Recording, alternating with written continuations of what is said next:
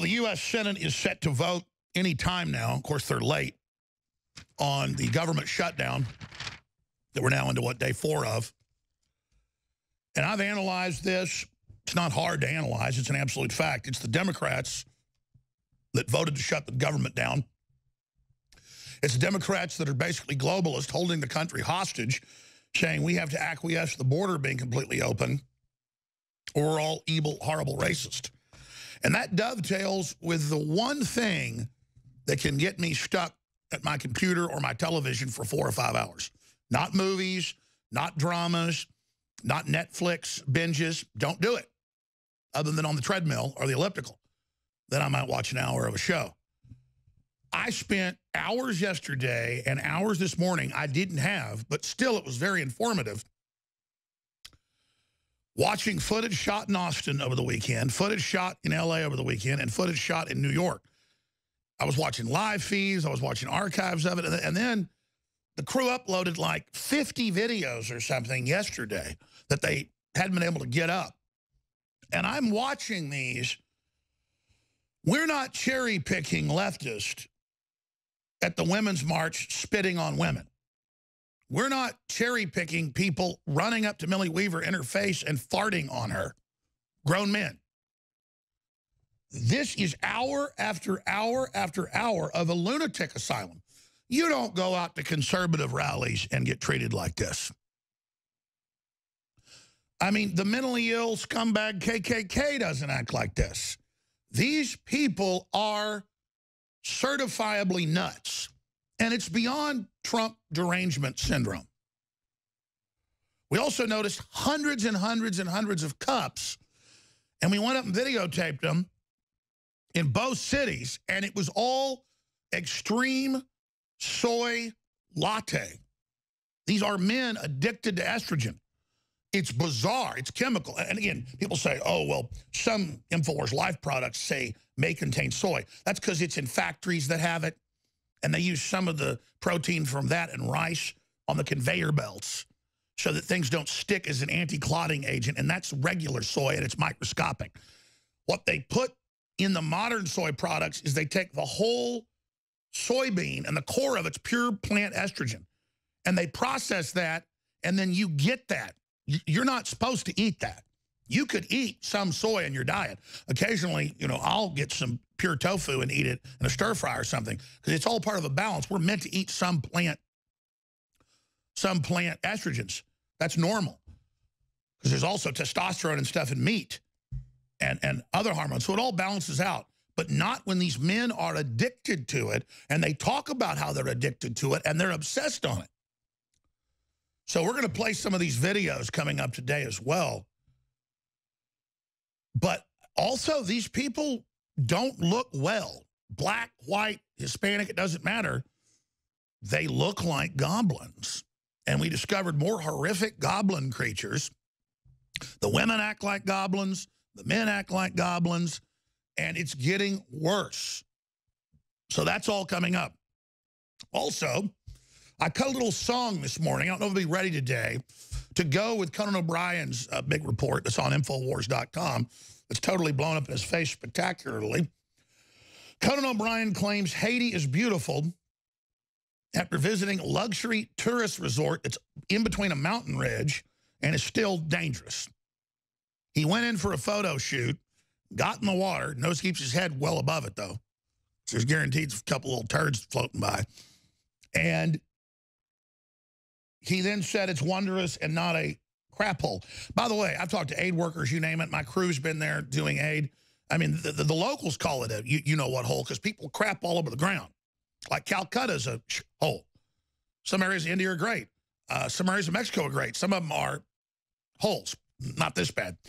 But, you know, North Korea is a hellhole. But the virtue signaling of Conan O'Brien has blown up spectacularly in his face. So we're going to put his image to video we shot in Haiti. It's going to be really powerful. Get ready. We now take you live to the year 2018, January 22nd. On a Monday transmission, the United States is locked in a bitter information-based civil war. Powerful global banks are attempting to ban free speech and are forming paramilitary brigades to go out and intimidate citizens that dare show up on the street. World government is in major decline as world populations discover that it is an unelected, secret, transhumanist, anti-human, eugenics-based technocracy combine. I'm Alex Jones, your host. This is not science fiction. This is not a drill. This is present space-time. Look at this headline. Europe moves ahead with internet censorship enforcement as more platforms join. Google, Facebook, Twitter are all announcing that they will ban anyone criticizing Islam in any way or reporting crime. Next, they're saying mother and father will not be allowed. I'm not joking. It's being announced in the rules. Someone may not have a mother and father. We're going to go into total cult control. And then at your work or your business, you will be intimidated, you will be demoted, you will be fired. You will use the words they say, you will conform, you will submit to the hive mind, or you will be thrown out on the street. Now, they're attempting this authoritarian takeover in the middle of once free societies. It's not going to go well if people simply stand up and say no. So that's coming up. Of course, right now, we can give you some of the ambient noise there in the Senate chamber. They are milling about starting their new vote on the government shutdown. Today would be day number 4. So again, we'll pull that up for TV viewers and radio listeners. We'll put that on and there were plenty screen. Of Republicans in Congress who were willing to have that conversation and vote for that legislation. They didn't do that. And so now if the government shutdown is being held hostage over the DACA demands, which will then lead to further immigration discussions, it's because of that inaction. It used to be Republicans and Democrats. There were differences, but the differences were how you prioritize the most important things, what you saw as being the So most again, you've got important C-SPAN aspect itself now even editorializes instead of letting you hear the background vote. We're being told, I guess, how bad the Republicans are because they aren't letting the globalists and the UN plan to completely erase borders take place. So we'll follow that as that unfolds, as that vote begins. Supposedly going to begin shortly. And again, we're going to be playing some excerpts today, but there's no way to do it justice what the crew did in New York, in Austin, and in Los Angeles. We had crews out in all 3 major leftist fester points, and we went out and we videotaped live and also in HD, which we've now uploaded the HD versions of just vicious, hateful, bullying thugs spitting on women, men squatting and farting on women, women giggling and laughing, all acting very immature. Almost all the men don't have jobs, and they walk behind the woman, and they've replaced stereotypical gender roles, and women wear vests and command everyone and tell men and women, do not talk to them. They're not real. And then people dutifully don't talk to us unless it's the occasional somewhat alpha male, which attacks women and spits on people. See, this guy right here just spit on a woman. Here's the guy farting on Millie Weaver. And again, it's hard to play all this because there's just so much background. F you, scum, we're going to murder you.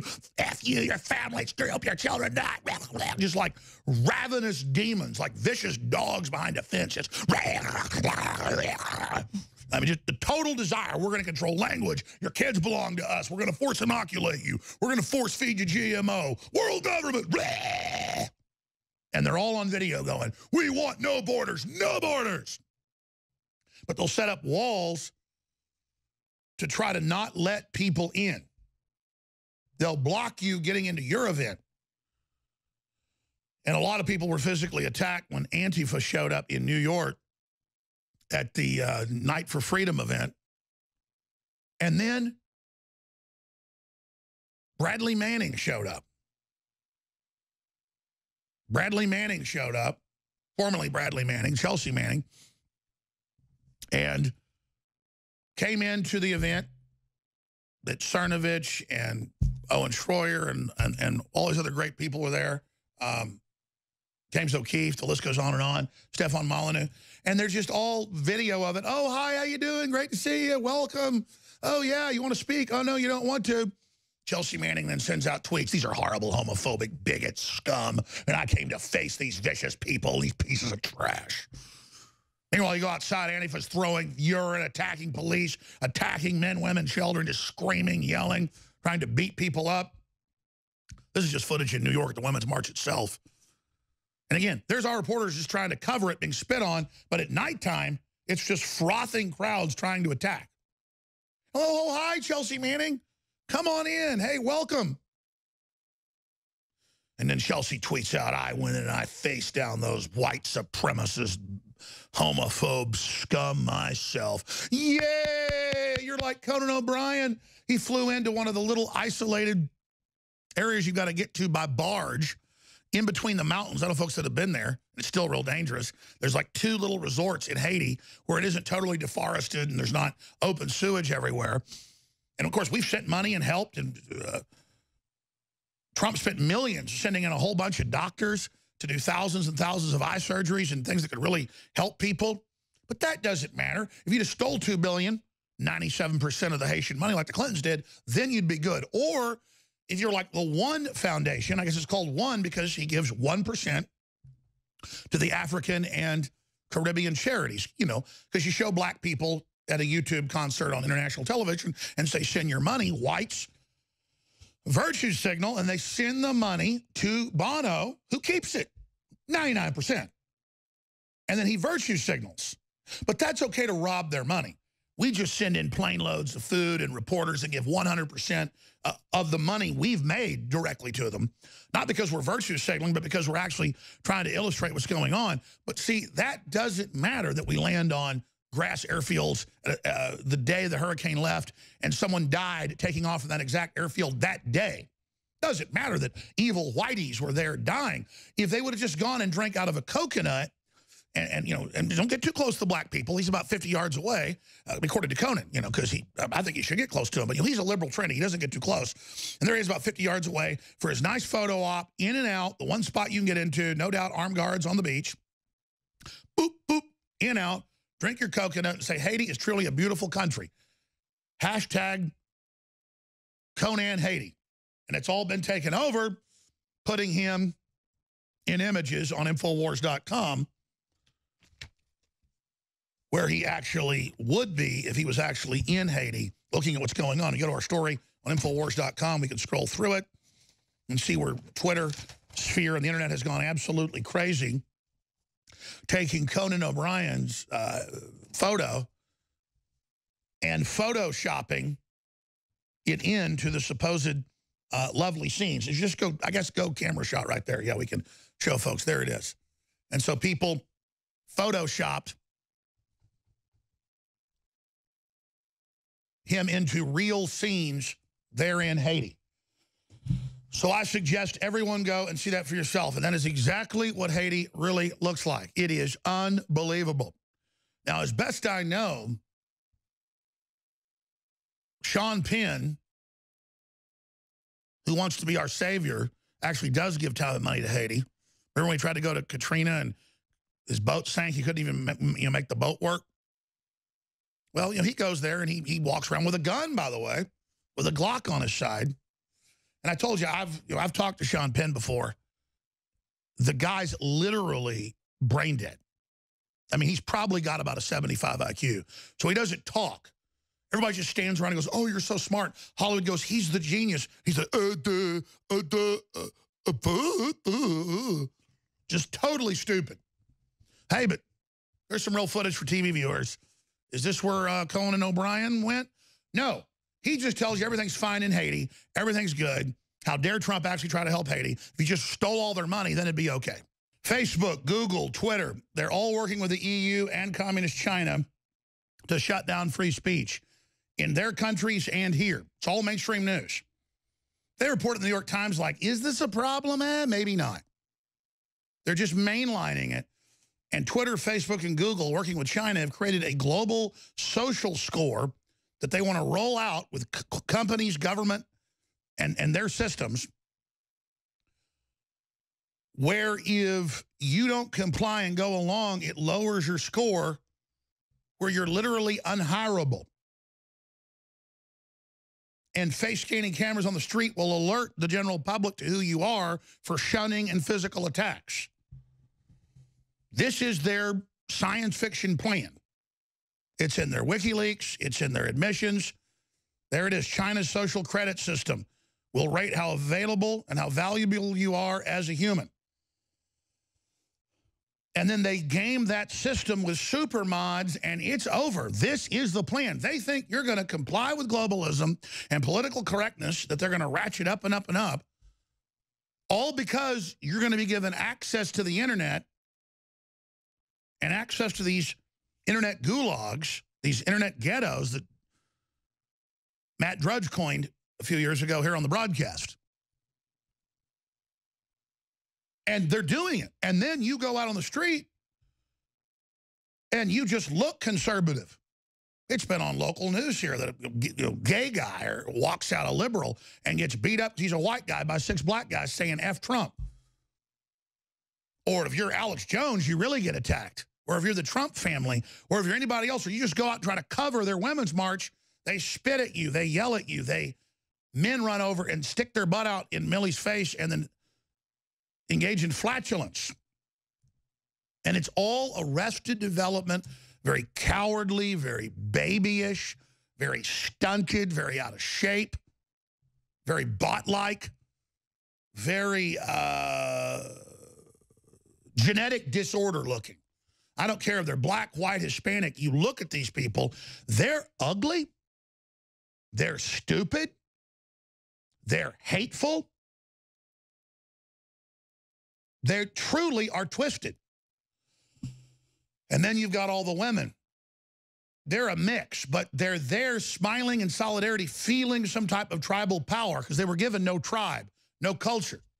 And so it's women dressed up like vaginas humping each other and just engaged in bad behavior, naughtiness. We're naughty. And ignorant young people saying, these people that are here are citizens under DACA. They have a right to stay. No, they're not citizens.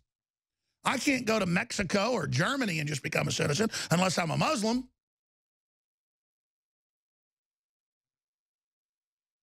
Childless cat ladies start cult against reality and Trump. You know, there's one of the videos. Here's the deal. We've got to take like 50 or 60, 70 of these videos. I'm not kidding. It's probably 70 or 80. More. It might be 100. And they're all incredible. And we've got to boil them down. The problem is you'll watch a 15-minute video and it gets more and more and more and more and more insane. Women dressed up as giant vaginas with sex toys hanging out of them, running around, acting insane. Because that's all this is. It's not even street art, ladies and gentlemen. All right, that's enough of that. Let me start getting to some of these clips. It's just that they're here. The censorship is here. It's all happening. And then here's the BBC. Fascist fighters are criminals on the streets of Portland's Antifa group. And then it says they physically attack people first. They call them Nazis if you're a conservative, libertarian, or Christian. And they basically say in the report that they're good people. Here's another one. Europe moves ahead with internet censorship enforcement as more platforms join. And I've got all these news articles here. I've got all of these reports. And I can't find my video list. Here it is. So let me, without further ado, start getting to some of these videos. The ones that we've been able to bleep the cuss words out of. Here's rabid Trump supporter swings and spits on female reporter. No, I'm asking the InfoWars man. What is a humanoid? You. What is a humanoid? I would say probably you. What is the definition of a humanoid? Someone like you. What is the definition of a humanoid? An ignorant dumb like you. An ignorant dumb like me. Do you know what ignorant means? Ignorant means unaware of knowledge or lacking of a comprehensive attention. I'm asking you what that is. Oh, I'm sorry. You're just a drunk. Look at this guy. Now he wants to get loud because he's getting pissed. I'm so mad. You. Oh, look at how mad I am. InfoWars pig. You. I feel bad. You. I feel bad for you. I feel bad for your future. Look at you. You're literally foaming at the mouth. I feel bad for your children. You look like a rabid dog. At the mouth because people like you are pigs, and you're everything that's wrong with America. Pigs. You. InfoWars. Your followers. All you Zion pigs. All you racist pigs. All you pieces of shit. You're Info. You're sad. Look at you. Look at you, you piece of shit. You can't even tell me the definition of a fucking word. You uneducated motherfucker. I got a degree in engineering. I got an No, you don't. right here. No, you don't. No, you don't. You don't have a degree in You You're a fake poser. pig. You're a poser. True fascist. Keep moving. You're a fascist pig. Hold this. Hold this. He spits on Daria. Officer, this man needs to be arrested. This man is spitting on people. He's violent. Please, police. This is amazing. So they're chanting "lock him up." Here's the funny thing. If they lock Trump up, the economy would crash, the stock market would crash, what they the want. borders would be wide open, and America would become a Because under third that world emergency, nation. And all these that's what they parasites think they're going want. to take over. That's what they want. It's incredible. You realize you're an idiot, right? What did I say that's wrong, sir? I don't really care what you said that's wrong. My point is that you're an idiot. So you have no facts to base your statement. That is absolutely not what I said, and you're distorting an InfoWars sucks. You called Put that me. on the air. You called me an idiot for no reason. You like one? There he goes. There he goes. Yeah, there I go. There he You're goes. trying to There he slap goes. him. What are you doing? I'm not going to do anything. Boy, let's just jack that guy Because you're right a in the coward. nose. Hit Weren't me. you about to run away? No, I was about to leave because I don't really feel like listening to assholes like you. All right. You want to put that on the air? Put that on the air. Will do. Will do. Thank you for that content. Don't worry, son. You can do better than your father. This All is right. the dredge. So, wow. That was And look, incredible. it No, but I paused. mean, seriously. Trump becomes president. All the stock markets hit record highs. The Because I need to get to the next clip. It's so out of control, and there's hours of this, hour after hour of frothing, violent people that try to slap him and spit on him, and they talk about fighting hate and all this stuff, and they're just like Nazis who project hate, and a lot of them don't even know who Owen is. They don't see the flag on our microphone, InfoWars. They see the American flag hat, and that alone they hate. People are walking by the thousands, and they see the American flag, and they hate it. These people are the literal scum of the earth. They think America is a you-know-what hole. Must see cringeworthy outtakes of Millie's speech. Let's play the guy farting on her. Here it is. How's this? Is he gonna fart? You farted at me? He farted at me. That's real audio. Oh my God. An old man and his wife. They're all about being babies. All right, let's just stop right here. And again, everybody's like arrested development. They all like mental patients. They're in a mental patient, delusional cult. These are the losers. And they hate the recovery, and they hate our military, and they just hate everything. It is absolutely dangerous what a free society's created, because it's created all these spoiled, rotten babies. And imagine the millennials. It's going to get worse and worse and worse. Unbelievable, ladies and gentlemen. Please support the broadcast, InfoWarsStore.com. We've got the combo deal that's got to end the next few days. We're running out of X2 and Secret 12. The InfoWars Life Core Combo, X2 and the Secret 12, 40% off, InfoWarsLife.com or 888-253-3139. And don't forget Pollen Block. I was having a huge pollen attack until I took 2 of them earlier. Well, I told you the Democrats were going to blink. Said it about 30 minutes ago, because the polls show they're getting their little globalist white supremacist tails handed to them. That's what they really are, the race baiters. It just passed. The government's reopened 78 to 18. 60 votes needed to limit debate. Now, again, that's just some of the vote, though. There's usually procedural votes. But so far, they are blinking and blinking big time.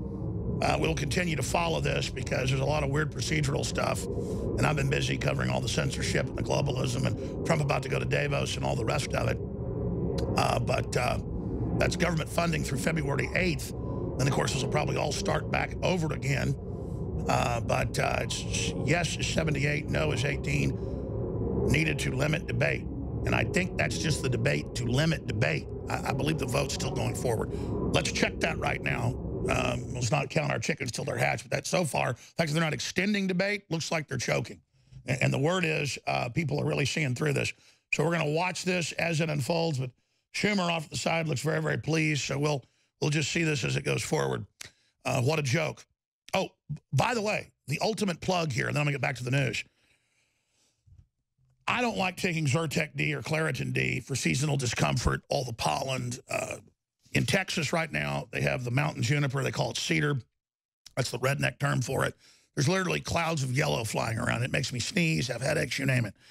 Well, I didn't bring a bottle of pollen block home over the weekend, and the trees really dropped this weekend, so it went from medium to extremely high. And I'm sitting here before the show having a total allergy attack, and Zach, one of the great crew, goes, Alex, pollen block.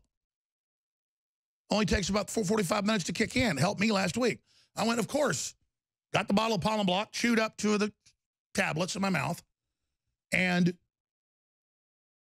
my allergy attack is 90% gone. And some would say, well, that's because you came back inside. No, once this thing kicks off, it kicks off. It's major league alleviated it. Because last week I was having issues, and when I started taking it every day, incredible. And here's the great thing. It doesn't make you feel like you're on speed. It doesn't make me bounce off the walls more than I naturally do, because it's Japanese quail fed a secret diet that the French discovered decades ago, now patented, and we've secured it, and we're bringing it to you at a discounted price. Seasonal discomfort formula, pollen block. It's 51% off technically because it's $17.76. Great deal for $34.95. It's $17.76. This is an amazing product, and almost everyone that uses it gives it 5 stars. It is in so many studies up against all sorts of toxic stuff. It just blows them away. And there's a bunch of science behind it. I'm going to cut an ad with one of the actual scientists and experts on it, on what it does to the histamines. But these birds are just in the pollen. They're in all the allergens. They're just out there immersed in it. And whatever's going on when they eat a certain diet that's secret, it's all proprietary. We don't even know what it is. When you do that, you don't just eat quail eggs and get this. It's got to be a Japanese quail, and it's got to be a special diet, and it's incredible. And they just locals found people eating it in France no longer got the hay fever. So it's amazing what God's given us. Pollen block, InfoWarsLife.com or 888-253-3139. Now, this is going to end up being a huge bestseller because it works for me. A bunch of the crew have this seasonal discomfort issues with all the dust and the rest of it. It has just annihilated it. My nose was running like a faucet. I sneezed 15 times driving here. Was sneezing in the studio. They go, and I'm like, oh, I'm not going to take Claritin because it works too. But it makes me a jerk. And they go, dude, pollen block. It's like I just have to get used to actually taking what God gave us. Because when I take the X2, when I take the Secret 12, I took the Secret 12 this morning. When I do that, I have so much energy, so much more stamina, so much more focus, and it funds the InfoWar. Also, Alexa Pure Breeze, it is a 4-stage filter, ionizer, HEPA, you name it, with submarine technology. When I bought these for my house 6-7 years ago, they were $800, so another brand that isn't even as good. Now they've all dropped as a miniaturization in factories to about $500. Well, this is normally $200 and is a great deal. $50 off with free shipping for a limited time only at InfoWarsStore.com. So not 50% off, $50 off, excuse me. $50 off, saying, wow, I can't do that. We don't even make 50% on it. When we sell it for $198, I think we make like $50. But it's $50 off. I guess they're doing a lost leader. So that's the Alexa Pure Breeze. I can't believe that deal's so good. I didn't even approve that. I'm just looking at this. I guess the factory producer must have given us a good deal or something. I've never seen a deal that good. $149. When we first started promoting this a couple years ago, it was $300, and it was a great deal at $300. But it's just, cost is going down with technology, as everybody knows. Unless it's an iPhone, those are like $1,000 now, because it's all just a scam. But anyways, Alexa Pure Breeze, InfoWarsStore.com, or 888-253-3139.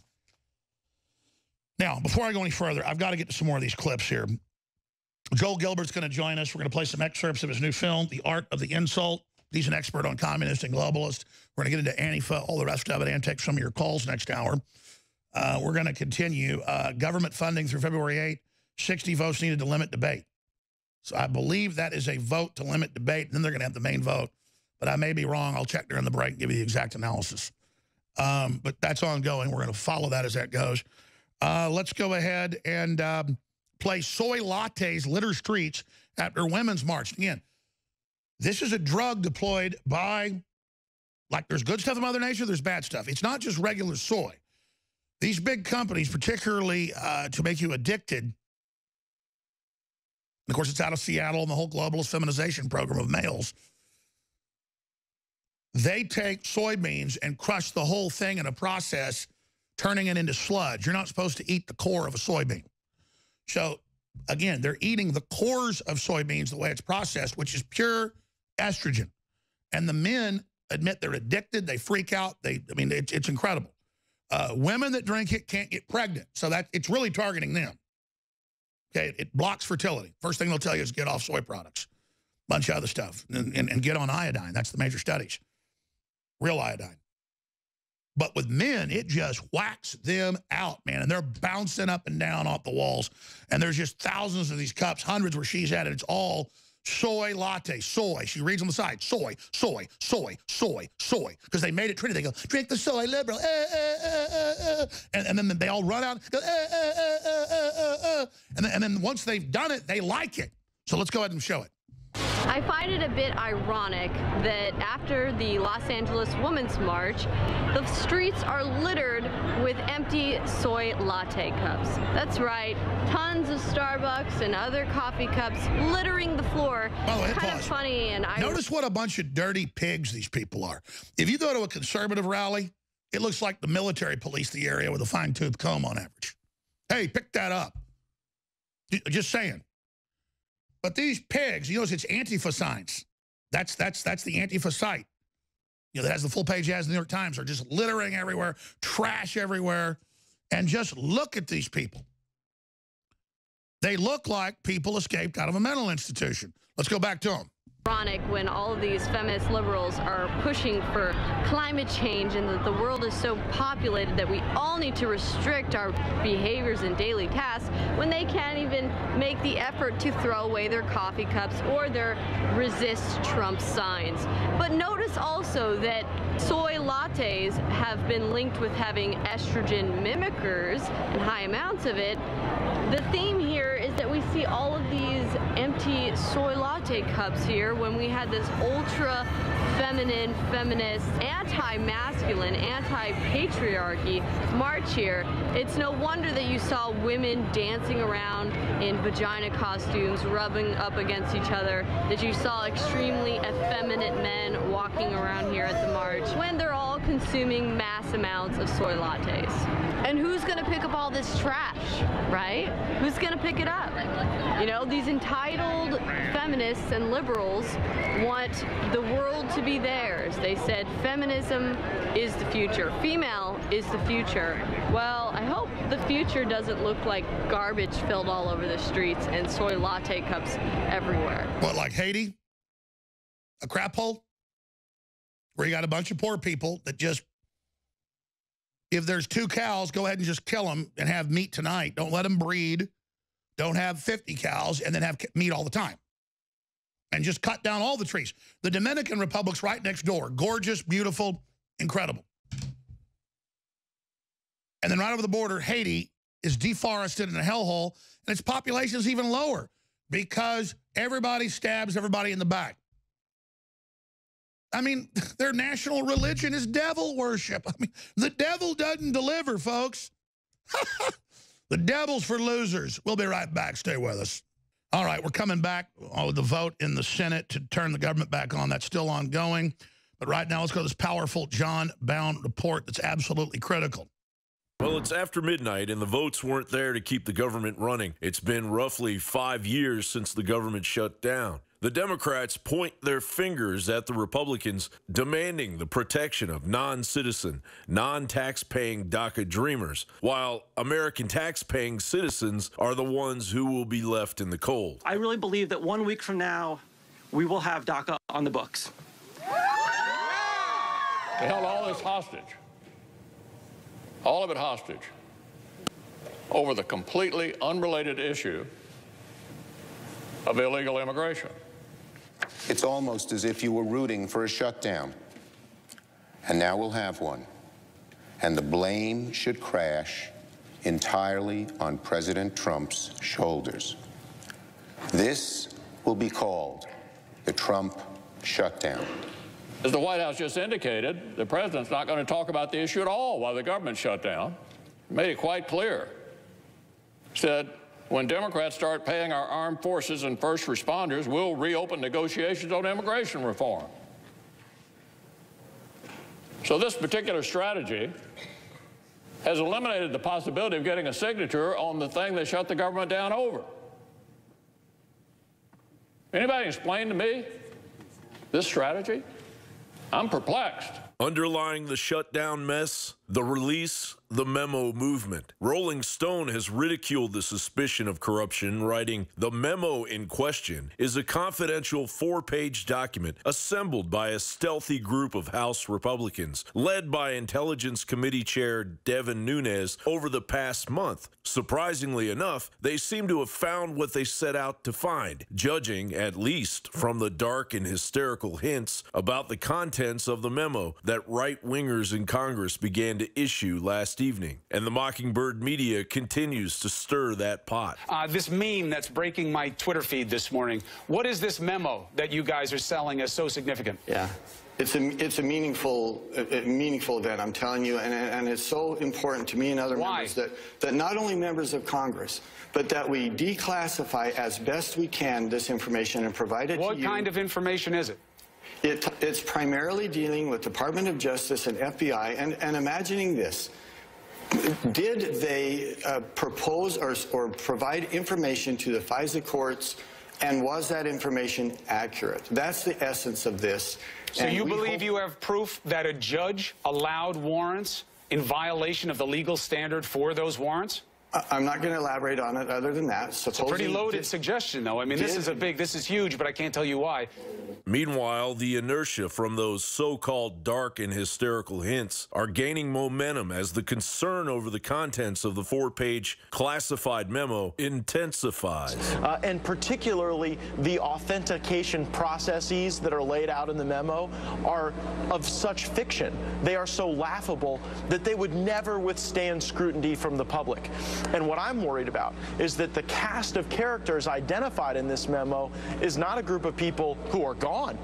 Many of these people are still in our government. They still wield influence, and that's why we've got to get this information out in public. But you just said people will be fired at the FBI and Department of Justice, and possibly worse. I think that there could be people who could face criminal consequences as a result of the activities that are laid out in this memo. And it's easy to see after reading this memo why Senator Grassley and why Senator Graham wanted to refer this matter for criminal prosecution.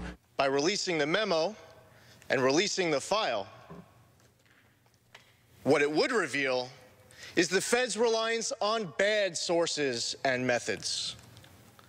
The American public deserves the truth. We should not hide the truth from them. They've waited too long. Do not pull a wool over their eyes. Show them the facts. They deserve nothing less. It was an organized The Democrats conspiracy. will now thumb their nose at what they perceive as President Trump and the Republicans' failure to lead. A champion in rallying those forces is our distinguished majority whip for the moment. No, well, Steny Hoyer. She needs a mental test. I'm not a liberal. I'm not a conservative. I'm an American. I'm a father. I'm a patriot. I like free market. I like common sense. I like living in a free country. You know, I saw these memes online where they go, Jones loves our military now, but he used to think our military wanted to put us in FEMA camps. I never said our military was bad or hated us. I said under Bill Clinton and then under Bush and then under Obama, we got real government memos and documents and training manuals from the military, because they were patriots, where Obama was trying to train the military for gun confiscation and for civil unrest. And 2.5 weeks ago, we got documents from inside Antifa and George Soros' foundation that they've not denied are real, where it said we're going to cause a civil war. We're going to stir up a race war in America so Obama can declare martial law in 2015, but that failed. Then I got full-page ads they put in the New York Times saying, we're going to resist, we're going to drive Trump out. And I see them trying to sabotage our economy in front of everybody in a big way.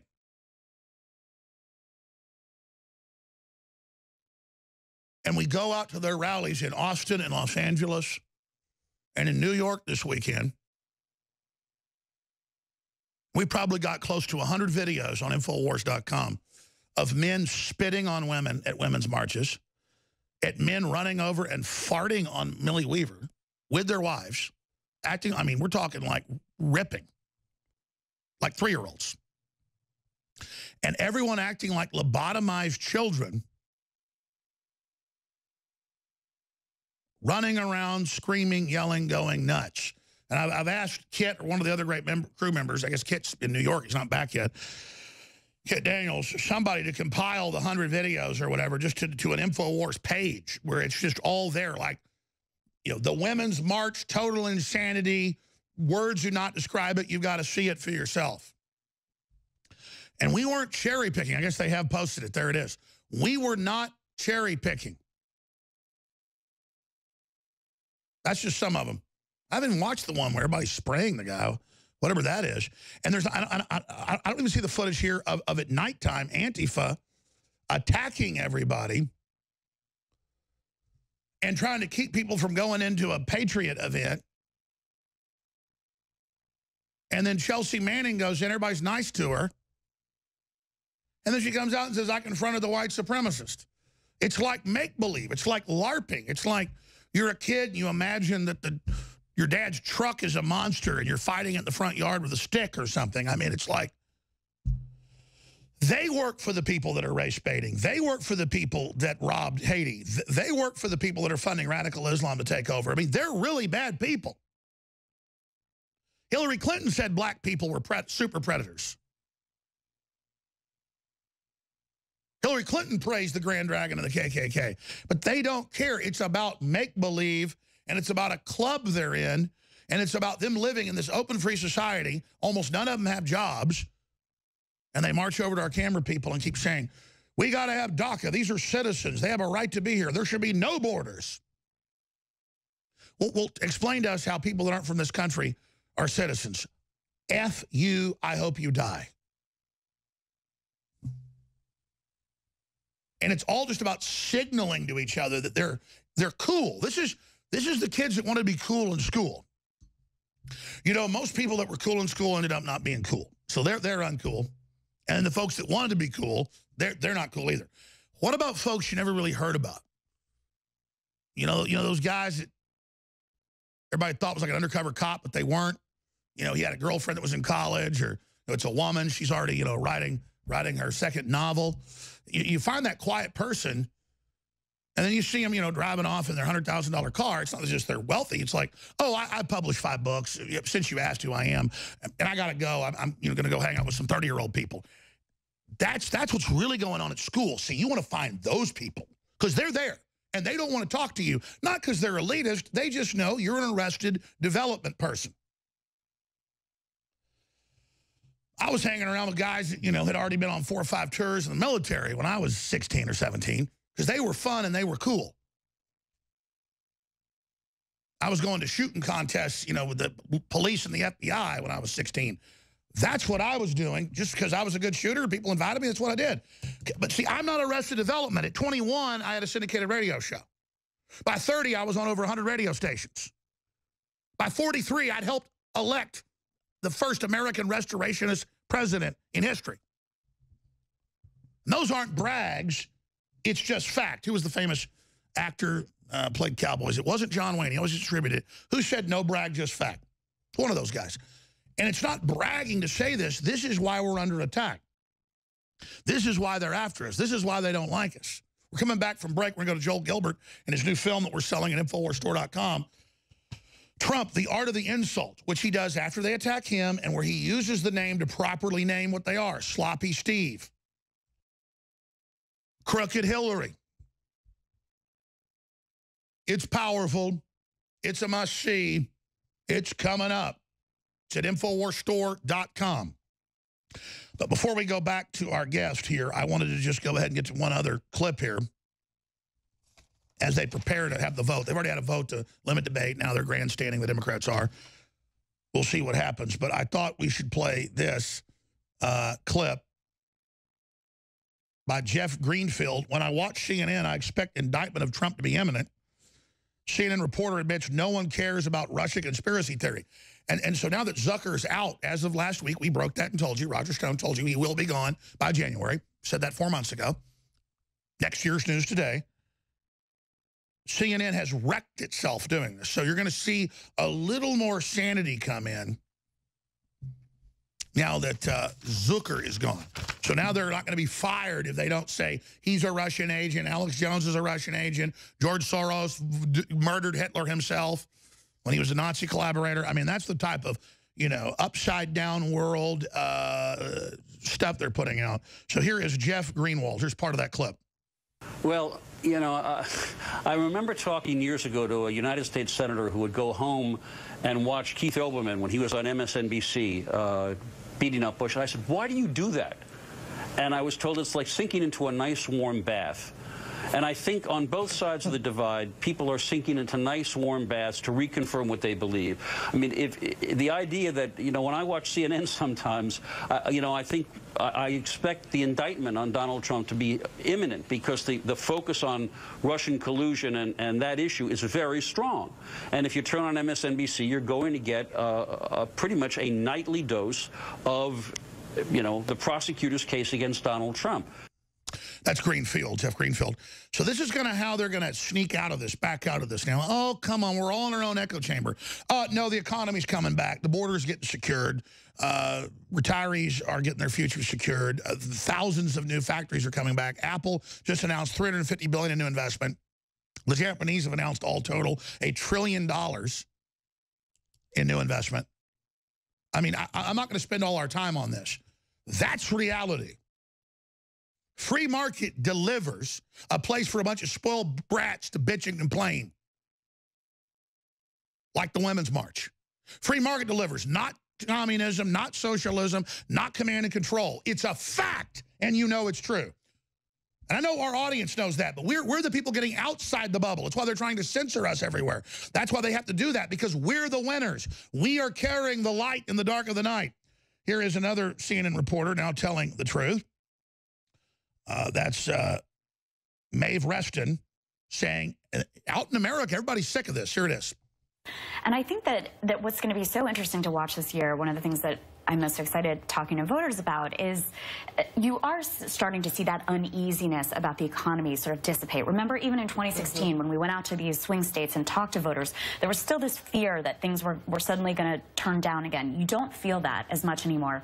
And I'm so interested to see how the Russia investigation affects things, because so far out in these districts, when you talk to people about Russia, and that's all we talk about at CNN, basically, they say they don't care. It doesn't have any effect on their lives.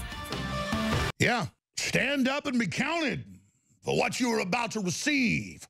It's the bounty of the free market and the Renaissance and classical liberalism. So stand up and be counted for what you are about to receive. We are the dealers. We'll give you everything you need, which is you and your family with God, not the state, not the system. Joel Gilbert joins us for the balance of the hour. At the end of the hour, we have something very special for Conan O'Brien, a little music video I put together because he's been out virtue signaling in one little tiny area at a private resort in Haiti that's all heavily guarded, saying, oh, it's wonderful, no problems here, when the whole island is a leftist money laundering pit where they keep it in poverty on purpose, but that's a whole other issue. Here is the trailer for the powerful new film available at InfoWarsStore.com. Trump, The Art of the Insult, directed by the amazing director, Joel Gilbert. Here is the trailer. Called women you don't like fat pigs, dogs, slobs. Only Rosie O'Donnell. And they said that wasn't politically correct. Who cares? You haven't been called. Go back to Univision. I think Jeb is a nice person. He's very low energy. I'm not used to that kind of a person. Throw him out. Throw him out into the cold. Don't give them their coat. No coats. L-Y-I-N apostrophe. Lying dead.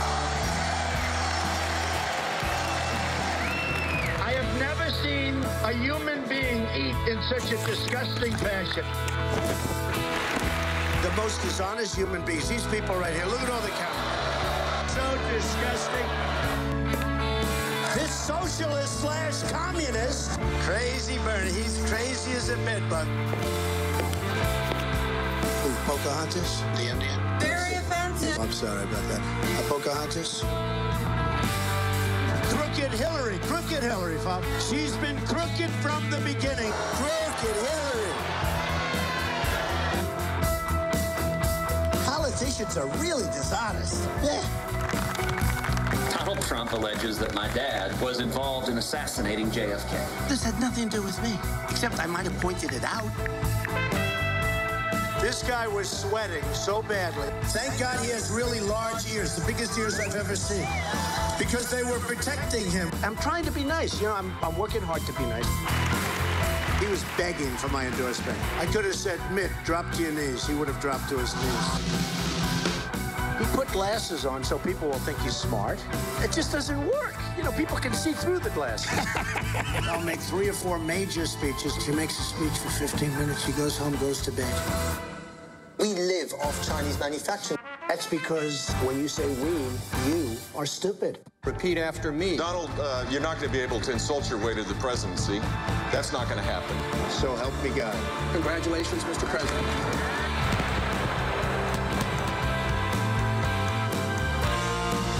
We will make America great again. Go home to mommy. Tell her to tuck you in bed. And your mother is voting for Trump. All right, InfoWarsStore.com, ladies and gentlemen, get the new film. Very powerful. In fact, I've already watched it with my children, and I've explained to them that the globalists teach you to lay down, and when you stand up, it's bad. We don't throw the first punch, verbally, physically, you name it. But when you throw the punch, when you do it, calling him a misogynist, a Nazi, oh, you're Crooked Hillary. Or other people called him all sorts of horrible names, and he's a counterpuncher. Well, so am I. And I will sit there and insult these people all day long.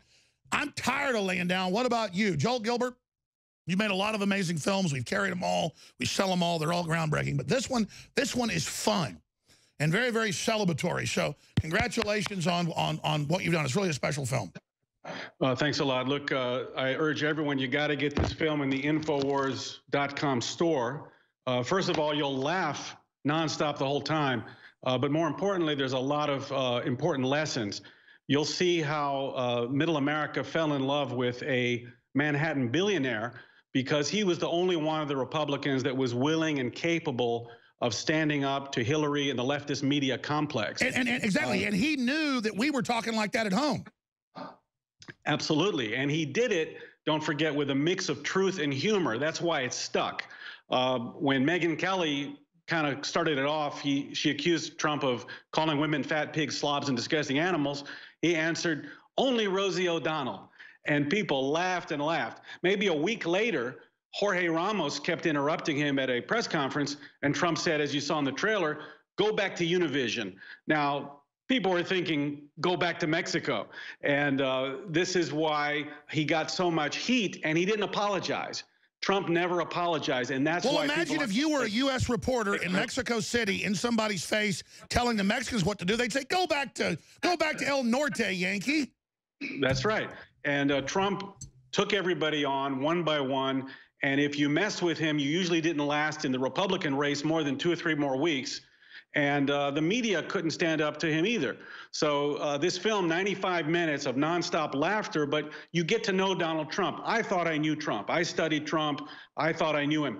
Only when you see this all back to back, how he reacts from the heart. He speaks from the heart. He said what he said. He meant what he said. Even if it's a little inarticulate or doesn't quite make sense, people understood he was authentic. Exactly. They say Trump's a fake. It's the opposite. And they'll kind of now admit it behind the scenes. They go, this guy's crazy. He really believes all this. Absolutely. And you'll see the genius of Trump. They say, oh, he's chaotic. He's just, a sideshow. In fact, he controlled the entire media complex with very simple marketing ideas. Started out with Jeb Bush, had $120 million in the bank, and Trump thought of 2 words, low energy, low energy. And it was over. It was over because he branded him with this kind of funny and kind of true concept. And he went after them one by one. So when you see the film, you end up really understanding Trump as an authentic, patriotic American who will stand up for America and not take it anymore. And that's what people wanted. And now 1 year later, they've got the government shutdown to try to take away from the celebration. But even the left's come back to CNN and said, look, we're all over the country. Everybody that's actually got their head in the real world knows Trump's not even a conservative. He's just a Americana guy, that, you know, free market guy. And people want the prosperity, and they're really sick of this. Look, Trump started out his presidency. Usually you're given a 7-month honeymoon. Trump got about 7 seconds, and 2 million anti-democracy protesters took to the streets.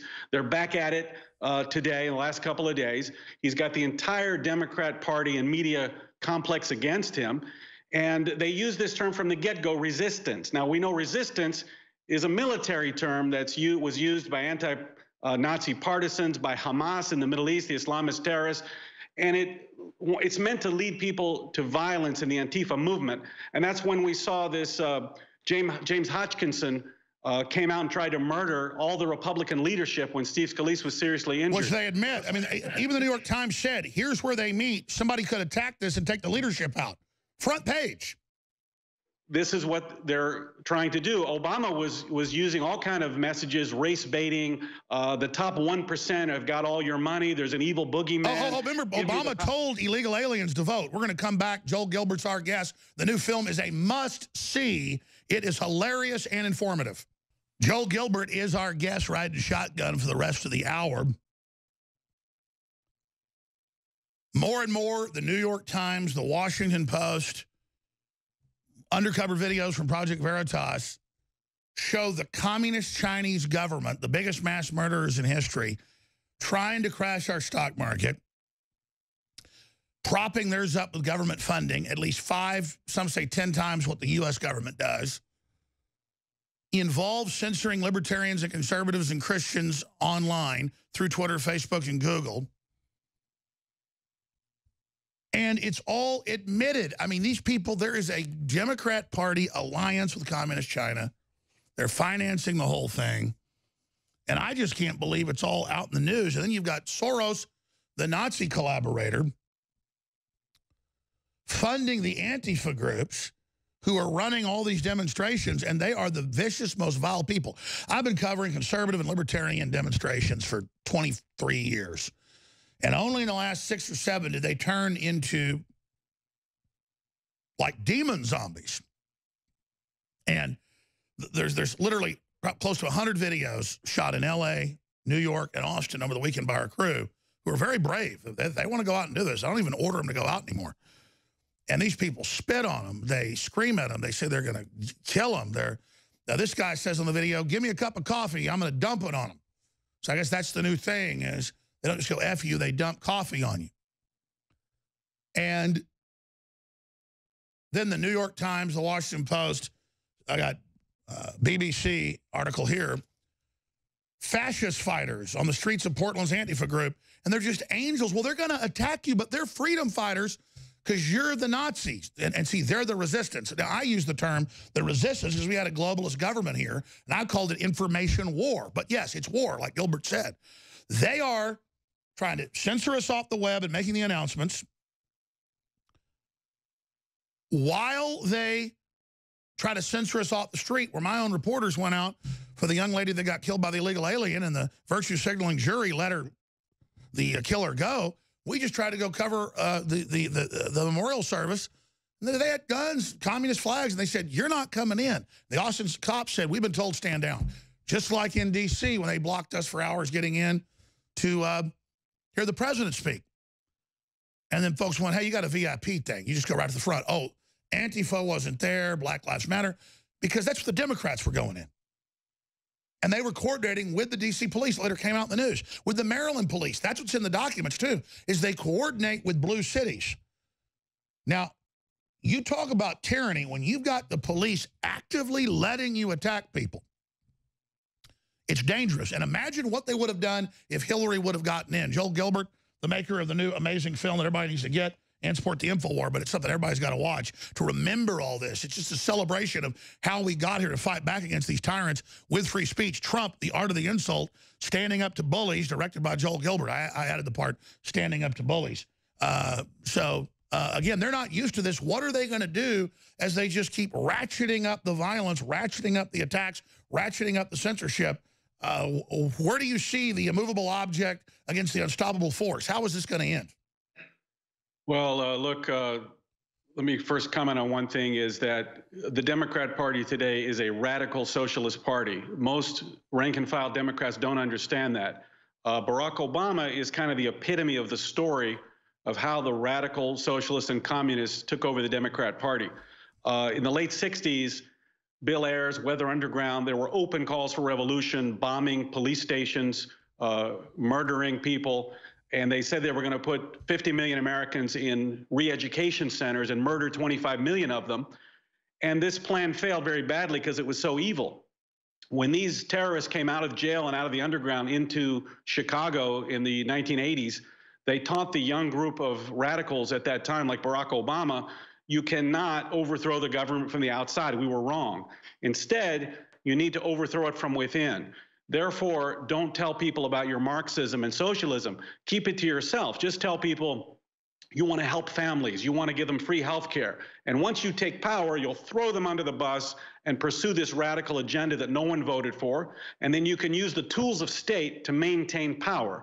And that's what Obama did in 2012 by using the IRS to suppress the conservative free speech movement while the left was allowed to organize.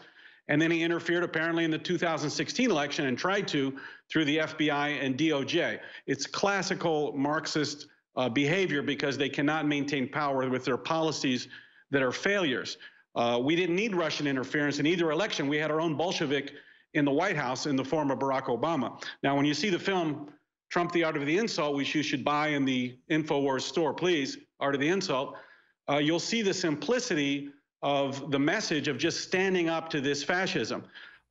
When Trump had all those rallies, like the Trumpapalooza tour, he'd fly in, and you'll see that in the film, he'd fly into these airport hangars 4 and 5 times a day, and he'd put on this great performance art, mocking and ridiculing Hillary and his opponents. And these idiot protesters, this is how stupid the left is, the protesters would show up thinking, well, we're going to show up Trump, we're going to make him look bad, and the media would come to cover these protesters. And you'll see in the film, as soon as the protesters start screaming Trump is a racist, he would say, oh, look over there at the protesters. He starts smiling. He was just waiting for the protesters, and he tricked them into giving him $2 billion worth of free earned media. So in answer to your question, if Trump just continues to be himself, representing that middle America, that Harry Truman style person that speaks from the heart and tells it like it is, I think he can win out with the Republican Party in 2018 and in the end win the day, because the radical socialist Democrats do not represent anything to do with American society or free market principles that made this country so great. Man, Joel, you are so on target, and that is exactly what we're dealing with here. The globalist and the socialist-controlled media, they're so used to having no opposition and an asleep population, they could get away with this. But now you see the moves they're making. They're so dumb, but they've worked everywhere else in the world. Soros has overthrown, as you know, more than 10 countries. I had some really interesting fellows here in studio whose military backgrounds are, secret, but I know some of it, who are top tier, guys, the most elite teams out there. And they were asking me, what do we do as veterans and the groups we know to counter this? Because these groups are terrorists. They saw the videos of Antifa with guns, not letting people demonstrate in America. And I had to say to them, just keep waking people up. Let's make the country be successful. Let's counter who they are, information warfare. But yeah, at a certain point, I didn't know what to say or what we should do, but just move forward. What would you say to those guys they should do? Well, I'll get to that, but people, you got to understand that Trump was not a real estate guy when he ran for president. He'd been in the entertainment business for 30 years. He'd been doing marketing and hype through pro wrestling, pro boxing, USFL, Miss America, Miss Universe. Sure, and he said, my job will be being a cheerleader for America and the economy, and it's here. The globalists have been cheerleading for China against us. Exactly. So the answer is love America, love success, love free market, love ourselves. That will counter the globalists trying to demoralize us. Well, and Trump has done it with really what were essentially leftist tactics. I got a email from somebody. He saw my film and said, Saul Alinsky works for us now. And it's true, because Trump, while he's going to sleep or when he wakes up, it's very easy for him to send out a few tweets, and he literally changes the entire narrative of the country and the news that obsess over every single tweet. And then he can always change the narrative of the next one, and they're so narcissistic they don't get they're being led around by the nose like a mentally ill bull. We shall defend our republic. We shall never surrender. We are back live, ladies and gentlemen, broadcasting worldwide. Joel Gilbert is our guest. I'm going back to him in just a moment, but this dovetails all together. We're in the middle of an epic battle, historical battle against free market systems that have their own problems, but are light years better than command and control, the ancient forms of barbarism and everything that comes with it, like black unemployment doubling under Obama and food stamp usage doubling under Obama. It doubled from, what, 49 million to 100 and something million. Total control. And I've known people that were smart, good-looking, intelligent. You see them after 5 years unemployment, they're like zombies. Sedentary lifestyle. How many people retire and then die in the first 6 months? A large percentage. I've had family that retires. They're super happy, type A personalities. They're dead in a year. So it's the same thing. They want to make you dependent, and it's sick. And Obama flies in on jumbo jets and tells Africans you can't have cars and air conditioning. They're selling austerity, and Trump's selling prosperity and whole new economies out of clean technology. You know, the whole new budget and everything Trump's done and the tax cut has all this really innovative new energy stuff, and it's not just boondoggles. It's just tax write-offs to bring that industry here and to bring innovation. And Trump's taking the regulations off, what they call disruptive technology. Secretly, that's what he's really doing, I'll let you know, is allowing the deployment of a lot of technology the U.S. has been sitting on. And that's this year. It's already started. This year you're going to see, oh, look at this thing our scientists discovered. Oh, they just published the paper. Oh, we're going to give this to U.S. companies. Watch, within 1 month. Yes. Yes, Buck Rogers. Let's go, baby. Yeah. Got somebody not out to screw you. But the globalists got us to the point that they were going to shut down free speech, shut everything down, and really bring in nasty stuff. And even large sections of the elite went, you know, this globalism doesn't work so good, and this is really nasty, and we don't want to do this. So there's a real war going on in the elite right now. Don't think Trump just did this on his own. He was recruited by patriots in U.S. intelligence agencies, for a fact. Trump was recruited by the U.S. Army. That's a big secret, but you deserve to know what the Democrats already know. You deserve to understand what's really going on. We were being held underwater. The country was being drowned. That's over. And the communist Chinese are crapping their britches right now. It isn't hurting their people that we're having a good economy. That'll help them. I'm going to go back to Joel, but let me get this right now. And we'll hold Joel over a little bit the next hour, but let me just get to this right now. It makes me sick to watch the One Foundation in Africa and Haiti collect billions of dollars. That's Bono and U2, and then only give 1%. That's mainstream news. They give 1%. You can click on the Daily Mail article. And then to watch Conan O'Brien go to Haiti to the one of two resorts where it's somewhat safe, where rich people basically barge in on boats and don't go anywhere else, landlocked between mountains. And he says, oh, Haiti is beautiful, it's wonderful, come here. Well, we hope to help Haiti and let them get their own economy. But when you read the State Department travel advisory, it says violent crimes such as armed robbery is common. Local police may lack the resources to respond effectively to serious criminal incidents or emergencies. Protests, tire burning, and road blockages are frequent and often spontaneous. That means getting robbed. And it goes on to say the entire place is super deadly and dangerous. Okay? That's a travel advisory. He goes and poses with a coconut to virtue signal to say that Trump's full of bull, saying it's a literal you-know-what hole, when that's taken out of context. He said S-H-I-T, house, not hole. And saying, why are we only bringing people in from these countries but blocking it from others, which they do. Because it's about suppressing and controlling. So the internet picked this up and has gone in and photoshopped him in real scenes of Haiti. And the internet is standing up to his hypocrisy and his sick virtue signaling. But it's nothing compared to the leftist groups that go in there and use it as a money laundering operation, or the Clintons that have been caught shipping little kids out and their own people been indicted and convicted for smuggling kids out for absolutely horrible things. Meanwhile, we send in food and resources and medicine, and Trump paid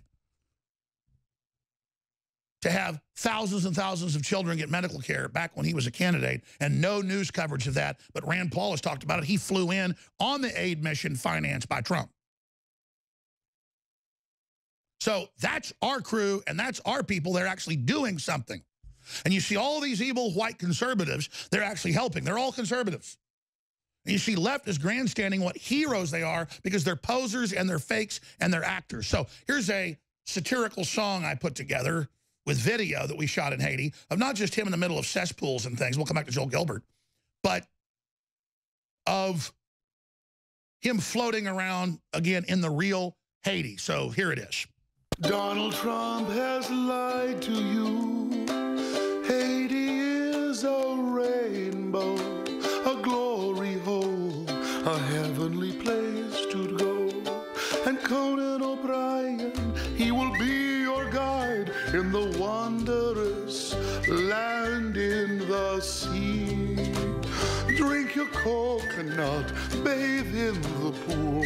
The ocean will smile at you. Donald Trump is a devil, a liar, a fool, misogynistic, evil, homophobe.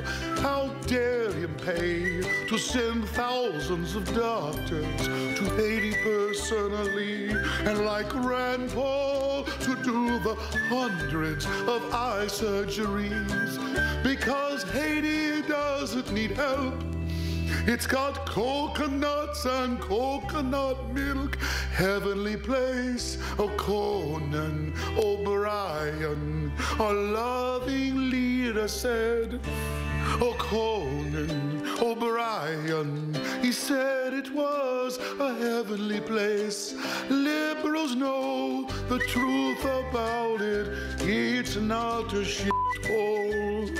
And North Korea is not a hellhole either. Venezuela is good everywhere. The leftists run things. Oh, it is so good. So remember, Haiti is your place. And they don't need any aid or any food or any medicine either. Because Haiti didn't need the $2 billion that the Clintons took. Oh, and then there's the One Foundation that raised money as well. And Bono calls it the One Foundation because he only gives 1%. But that's okay, they're so liberal, oh, it's so trendy and good. So remember, Donald Trump is Hitler and everything will be good. Don't forget to download the latest track at communismworkswonderful.com. And remember, free market's a true shithole, but everywhere else that leftists run is heaven. And again, if you go to Chicago where the left runs it, or New York, or Maryland, or L.A., it's just wonderful. Seattle, there's just crap everywhere, heroin needles, people flopping around. Joel Gilbert's going to be with us into the next hour because I want to give him the floor for a couple segments to really get into how we counter this and get serious. The new film everybody should order, Trump, The Art of the Insult. You absolutely need to get it at InfoWarsStore.com. Doesn't just fund the operation. It is hilarious, super positive, great for parties, great to write reports on for college or school. This is it. You need to get this film. It's Gilbert's best film, InfoWarsStore.com. We got about a minute and a half till we go to break here, but just seeing me be sarcastic about that, what do you think of Conan O'Brien and all this virtue signaling? And there's no end to these people. I thought it was a fantastic video. The left live in a fantasy world. They've always lived in a fantasy world where there's a perfect utopia. As you saw in my prior film, There's No Place Like Utopia. Leftists compare America to the perfect paradise, and they conclude that we must tear it down and rebuild this perfect world. Conservatives, or normal people, like I consider myself, I'm from Tennessee, I didn't grow up in LA. we look at America and compare it to the rest of the world, and we, of course, conclude that America's free markets, free religion, and government system is the greatest place to live. We want to build it up. We don't want to tear it down. That's right. We'll be back with hour number 3. Joel Gilbert, your phone calls and more, because the globalists aren't giving up, and they're about to counter-strike big time and take our victory from us. But we're not going to let that happen, ladies and gentlemen. I'm Alex Jones. This is the InfoWar. If you're watching on Twitter, Facebook, Google, or other systems, spread those live links now as an act of resistance. We're back live, ladies and gentlemen, broadcasting worldwide. Joel Gilbert is our guest. We're going to open the phones up. Coming up in the next segment to talk about his film. We'll talk about the state of the world, the Women's March, you name it, 877-789-ALEX, 877-789-ALEX, on one big topic, or two. What's your favorite nickname that Trump's come up with for any of these knuckle-dragging lying scumbags like Crooked Hillary? Well, look, some of them worked really well, like Crooked Hillary had a lot of truth to it. Low Energy Jeb had a lot of humor. Some of them didn't go quite as well, like, Carly Fiorina, look at that face. That was kind of off limits for women. You can't talk about their face. Of course, little Marco was a little bit demeaning, but it kind of revealed him as really more of a person who was little in his ideas as well as physically. But you got to just say Crooked Hillary was the best. It carried the general election campaign. Democrats knew she was crooked. The FBI knew she was crooked. Everybody knew she was corrupt. And I think that way of branding her was a tremendous effort. And you can't brand it. It's like Fat Albert's fat. I mean, she's Crooked Hillary. And, of course, I love the new ones, Rocket Man, stuff like that. Well, we got Rocket Man for Kim Jong-un. We've got crying Chuck Schumer. We've got sneaky Dan Feinstein because she revealed the transcripts illegally. So Trump is I think he's going to continue to brand and call out his opponents. And it's really just about strength and taking a stand and defending his turf and principles, calling out those who behave badly. Don't forget, when the public and the media freaks out about Trump said this or tweeted that, Barack Obama was abusing the public and the American electorate every day he was in office. He called Americans racist at every opportunity. He used the tools of state, the IRS, of course, Fast and Furious, Benghazi. Every single day he was trolling, calling Americans, the top 1% are taking all your money, give us the power, we'll take it back. It was 8 years of evil trolling. Trump uses some humor and really calls out his opponents to defend himself, and I expect him to keep doing that, and that's what's going to make him a strong president. That's right. And Pocahontas, she's not a Native American. She lied about it. And he said, hey, go do a genetic test and prove it. They go, oh, you don't like Native Americans. The Native Americans think it's funny. They've said they think it's funny because she's not. It's hilarious.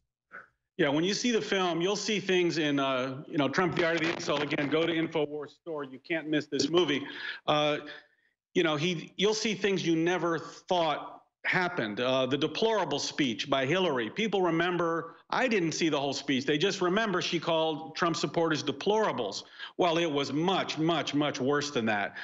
She called them homophobic, xenophobic, not American, on and on. And you'll see Trump and his supporters destroy Hillary and anyone. Well, that's the big thing is they call everybody Nazis and all these other names, and then if you just call them crooked, they're like, how dare him, or how dare him undermine the free press in America by fighting back against these lying propaganda bureaus. Him responding back is not attacking the press and trying to shut the press down. It's the left trying to censor everything. Right. Remember, think of what is an obscene action or verbal action by a president.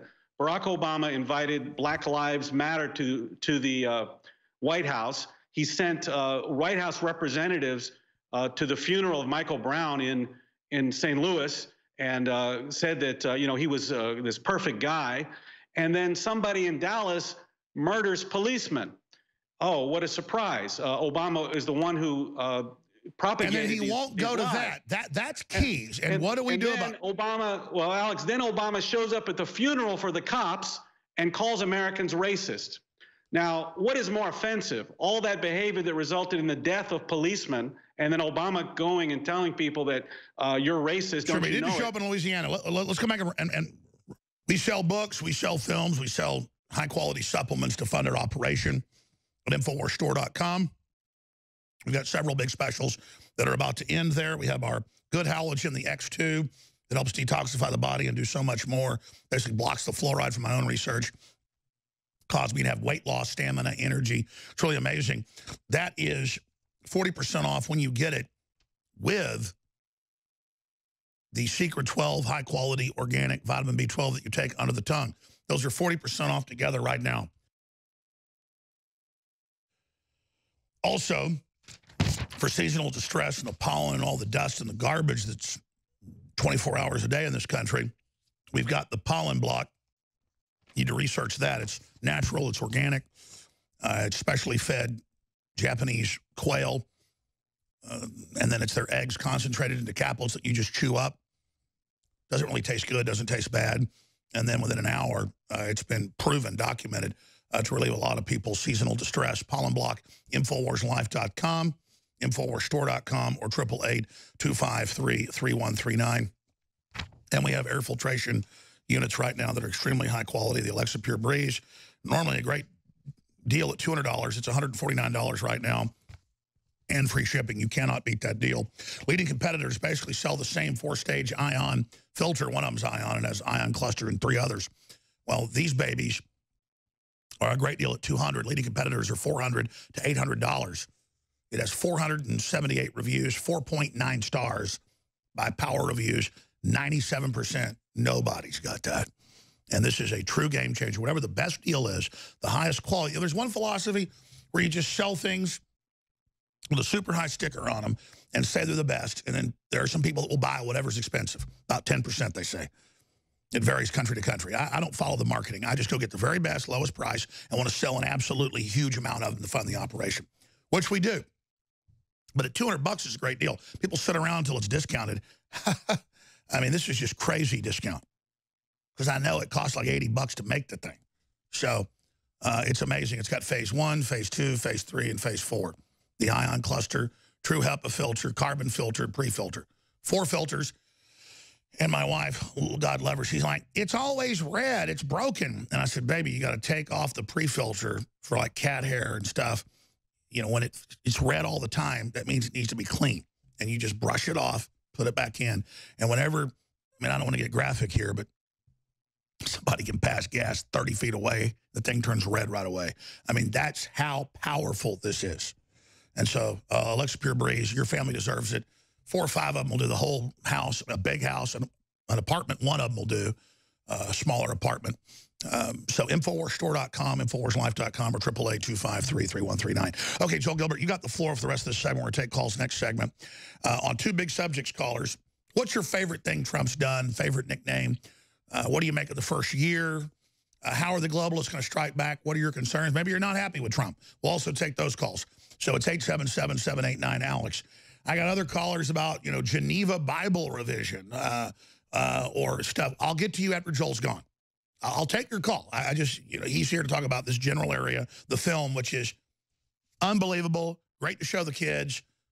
You know, we couldn't stop laughing for 95 minutes. InfoWarsStore.com. Okay, going back to Joel Gilbert, repeat what you said about bringing in Black Lives Matter, that when cops get killed, going to the funeral in Dallas and saying, it's your fault, you're racist. CNN even said that because some black cops get killed, now it's their fault. Then he didn't go to Louisiana, though, when it happened. And it just shows betting on old communist programs that don't work anymore. And then how do people counter this? How do you deal with it? Look, unfortunately, the establishment Republicans and the conservatives have traditionally not understood how to fight the left in the political battlefield. And they haven't understood that the Democrat Party is a radical party. They're willing to lie, engage in voter fraud, and use the tools of state, IRS, DOJ, FBI, to crush the will of the American voter. I like to quote Alexis de Tocqueville, who wrote the book Democracy in America. And he said that, and I'm quoting, he said, everyone in America has the vote and is a contributor to lawmaking. Anyone wishing to change the law must take one of 2 courses. They must either change the nation's opinion or trample its wishes underfoot. And that's what the leftists do. That's what Obama did. And that's what the DOJ and FBI and Comey were up to. They were trying to trample the will of the voters to destroy American democracy. Trump was the first one of all the Republicans you'll see in the film, and in Trump, The Art of the Insult, you'll see that he stood up to everybody. He wouldn't back down. He wouldn't apologize.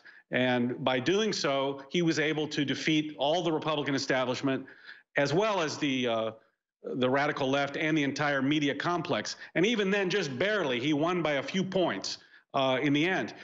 And when you see the film, by the way, you'll see how he defeated the Republican establishment. Even Ted Cruz, who was really the outsider candidate at the beginning of the election, he was the anti-establishment hero. He had stood up to Obama, read Green Eggs and Ham on the Senate floor, and the election really was his to lose. I actually told him that personally. He just needed to beat Ted Cruz, the outsider, the rebel. Mr. Cruz goes to Washington. But Cruz instead chose this establishment route. He wanted to be Jeb Bush. He wanted to be this mainstream guy. And Trump came along and he said, okay, if you don't want to be Ted Cruz, I'll be Ted Cruz. So really, the drain the swamp guy was Ted Cruz, and Trump took over that persona. And when you see the film, you'll see how he destroyed Cruz and everyone else. And by the way, I've screened this film to people that are Democrats and liberals, and they actually enjoyed the film. Now, I'll admit it was for different reasons than Republicans might enjoy the film. But it's not like my film, Dreams of My Real Father. Liberals would run out of the room screaming after 3 minutes. They would say, oh, I don't want to know. I don't want to know. But with this movie, they'll actually sit through the whole thing and enjoy it as well. So you should get it and show it to your liberal friends, and they should be able to take it. And I'm glad you brought that up, because I know a lot of people who are classic liberals but believe the Democratic Party because they were anti-war and they believe in taking care of the poor. And the Republican Party's been a really kind of nasty group of blue bloods that have had their own problems. But like you said, the Bill Ayers takeover starting in the late 60s is pretty much complete now. And most of the liberals I know now say they and all their friends absolutely are just disillusioned with the Democratic Party and what's going on. And it's all a bunch of really old globalist fossils as well. So where do you see the Democratic Party going? I think the Democrat Party, unfortunately, has been infiltrated and reinforced on every level by far-left radicals. The Black Lives Matter is mainstream Democrat politics. Antifa, mainstream Democrat politics. Bernie Sanders, Stalinist, old-school communist, is one of their leaders. People showed up at his rallies and they clapped, they cheered. He talked about, we're going to take over the banks, break up the pharmaceutical companies. That's pure communism. That's what they did back in the days of Bolshevism in Russia. They put all the bourgeois, as they called them, the entrepreneurs, they put them in jail, and government took over industry. And of course, government bureaucrats aren't productive. So all the industries were destroyed and people ended up starving to death. But people show up to these Bernie Sanders rallies and they clap as if this is a solution that makes any sense in economics. And it doesn't. So I see the Democrat Party as going farther and farther left. And if the Republicans get rid of all this never Trump nonsense and solidify themselves behind the conservative agenda that Trump is promoting, and it's no different from the agenda that Republicans have been talking about for 10 years. Well, sure, Trump sounds like JFK. And his tax policies and all of it. I mean, to see what this party's turned into, and even the Democrats admit they're hated, they're a joke. They just spew the most nasty, made-up crap at people. Agree with me or you're a Nazi? And people are sick of that crud. Well, JFK, don't forget, was a big anti-communist. That's why the radical left, Bill Ayers, Weather Underground, they hated JFK. They hated Robert Kennedy because they were anti-communist. The movement, the leftist movement in this country is a very dangerous thing. They've been attacking all the institutions of democracy, attacking police. It's almost as if we're back in the late 60s where the Weather Underground is here, but they're in the person of the Democrat Party. Well, I was about to say, you go to these Democrat rallies, you see 500,000 people want to kill you, and they're like spitting and just yelling like mental patients. It was the Republicans back in 1994 that shut the government down, and it hurt them. People didn't want obstructionism. They wanted the economy back. And Bill Clinton sounded more like Trump back then. Oh, we're going to have a good economy and all the rest of it. Socially, they did some bad stuff, but they did do some things to try to boost the economy, but it was artificial. But that said, the Democrats, as we thought earlier, they didn't block the vote to limit debate. And so now they've aided a 16 gone through and said they're going to move forward with the vote later today. So the word is the Dems give up showdown fight. That's what it signaled earlier. Normally when they start giving up on all these votes towards the final vote later today, it shows that. I want to go to phone calls with Joel Gilbert. He's not just a filmmaker. He's a great patriot and a really smart analyst. Before we go to these calls, in this segment and the next, then I'll let you go, and I got some final news I'm going to hit before our other host takes over. What do you make of the Democrats and their tactics? Because you talk about how their tactics don't work anymore, but in their own echo chambers, Democrats didn't used to look this mentally ill and this stupid and this ugly. And I don't say that with pleasure. I go out and see throngs of people acting like animals and being really mean and vicious and really acting like the fascists they talk about. And I wonder what happened to them. How did they get radicalized so quickly? Well, they because their policies don't work, they've been proven to be disastrous for everybody, poor people, rich people. Any leftist country, you're going to be bankrupt. The country's going to be bankrupt. You're going to have a lot of poverty. So because they know their policies don't work, they have cast the entire political battlefield into good versus evil. So these people feel that they're an army of saints. They're an army of do-gooders. They represent values. Every time you hear a Democrat politician, they always talk about our values. Their values are good. Everyone else is evil. And because they believe this narrative of good and evil, if you believe that you were going to save the world by getting rid of Trump and you're going to create a perfect future, you might commit some crimes too, because paradise is waiting for you. It's not different from the Islamist ideology that if you kill in the name of jihad, that you'll reach this paradise in the afterlife. The only difference between the leftists and the Islamists is the leftists believe they'll achieve paradise on earth, whereas for Islamists, it's paradise in the next world. Joel Gilbert, you are hired. You are so dead on. And that's why the left is completely allied with the most radical forms of Islam, and Linda Sarsour and others attacked the women who were mainly leading demonstrations wanting freedom in Tehran, getting shot and killed and arrested and tortured. And Sarsour said, oh, it's a stunt, them taking their hijabs off while she's got her hijab on, leading the Women's March in New York. It is obscene that Soros could put her in at the front and he funds her and the women line up behind her like baby ducks. Well, A.J. Weberman has put together a website, I think it's sarsour.net, where he exposes, he has a book called A Jihad Growing in Brooklyn that's very interesting. But bringing in people, large groups of people from Muslim countries, open borders, all of this is part of the tactic of the left because they know traditional Americans will never follow their disastrous policies. They hope to replace traditional Americans and outvote them with immigrants, undocumented immigrants, people from Muslim countries, poorer countries, so that these people will, they believe, will vote Democrat because they will want the bigger government services. Well, exactly. The thing is, we could have people from all over. If they didn't get indoctrinated, but they got introduced to free market, they'd be great. But instead, we have to oppose it because they are being turned into a mob of frothing crazies.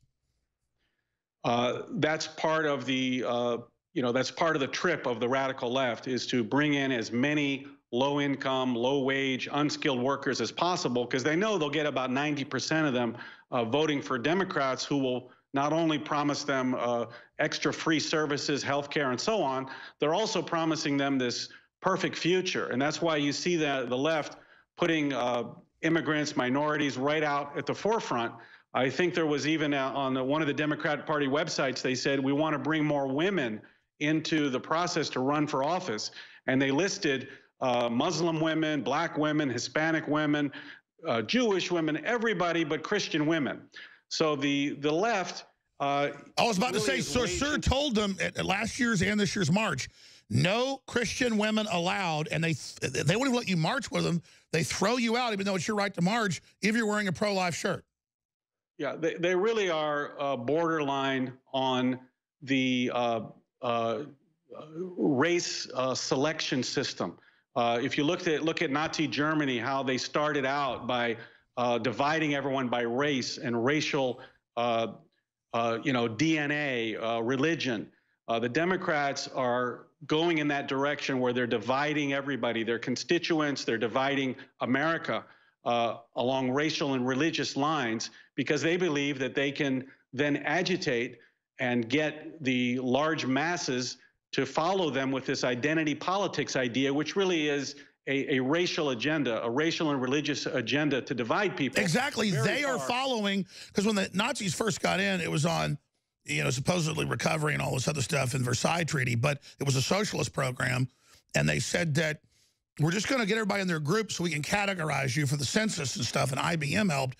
And then they used, once everybody in their own group, that's when they started the persecution. And so the Democrats are literally getting us all to do the opposite of what Martin Luther King did. They're getting us to literally identify as a group.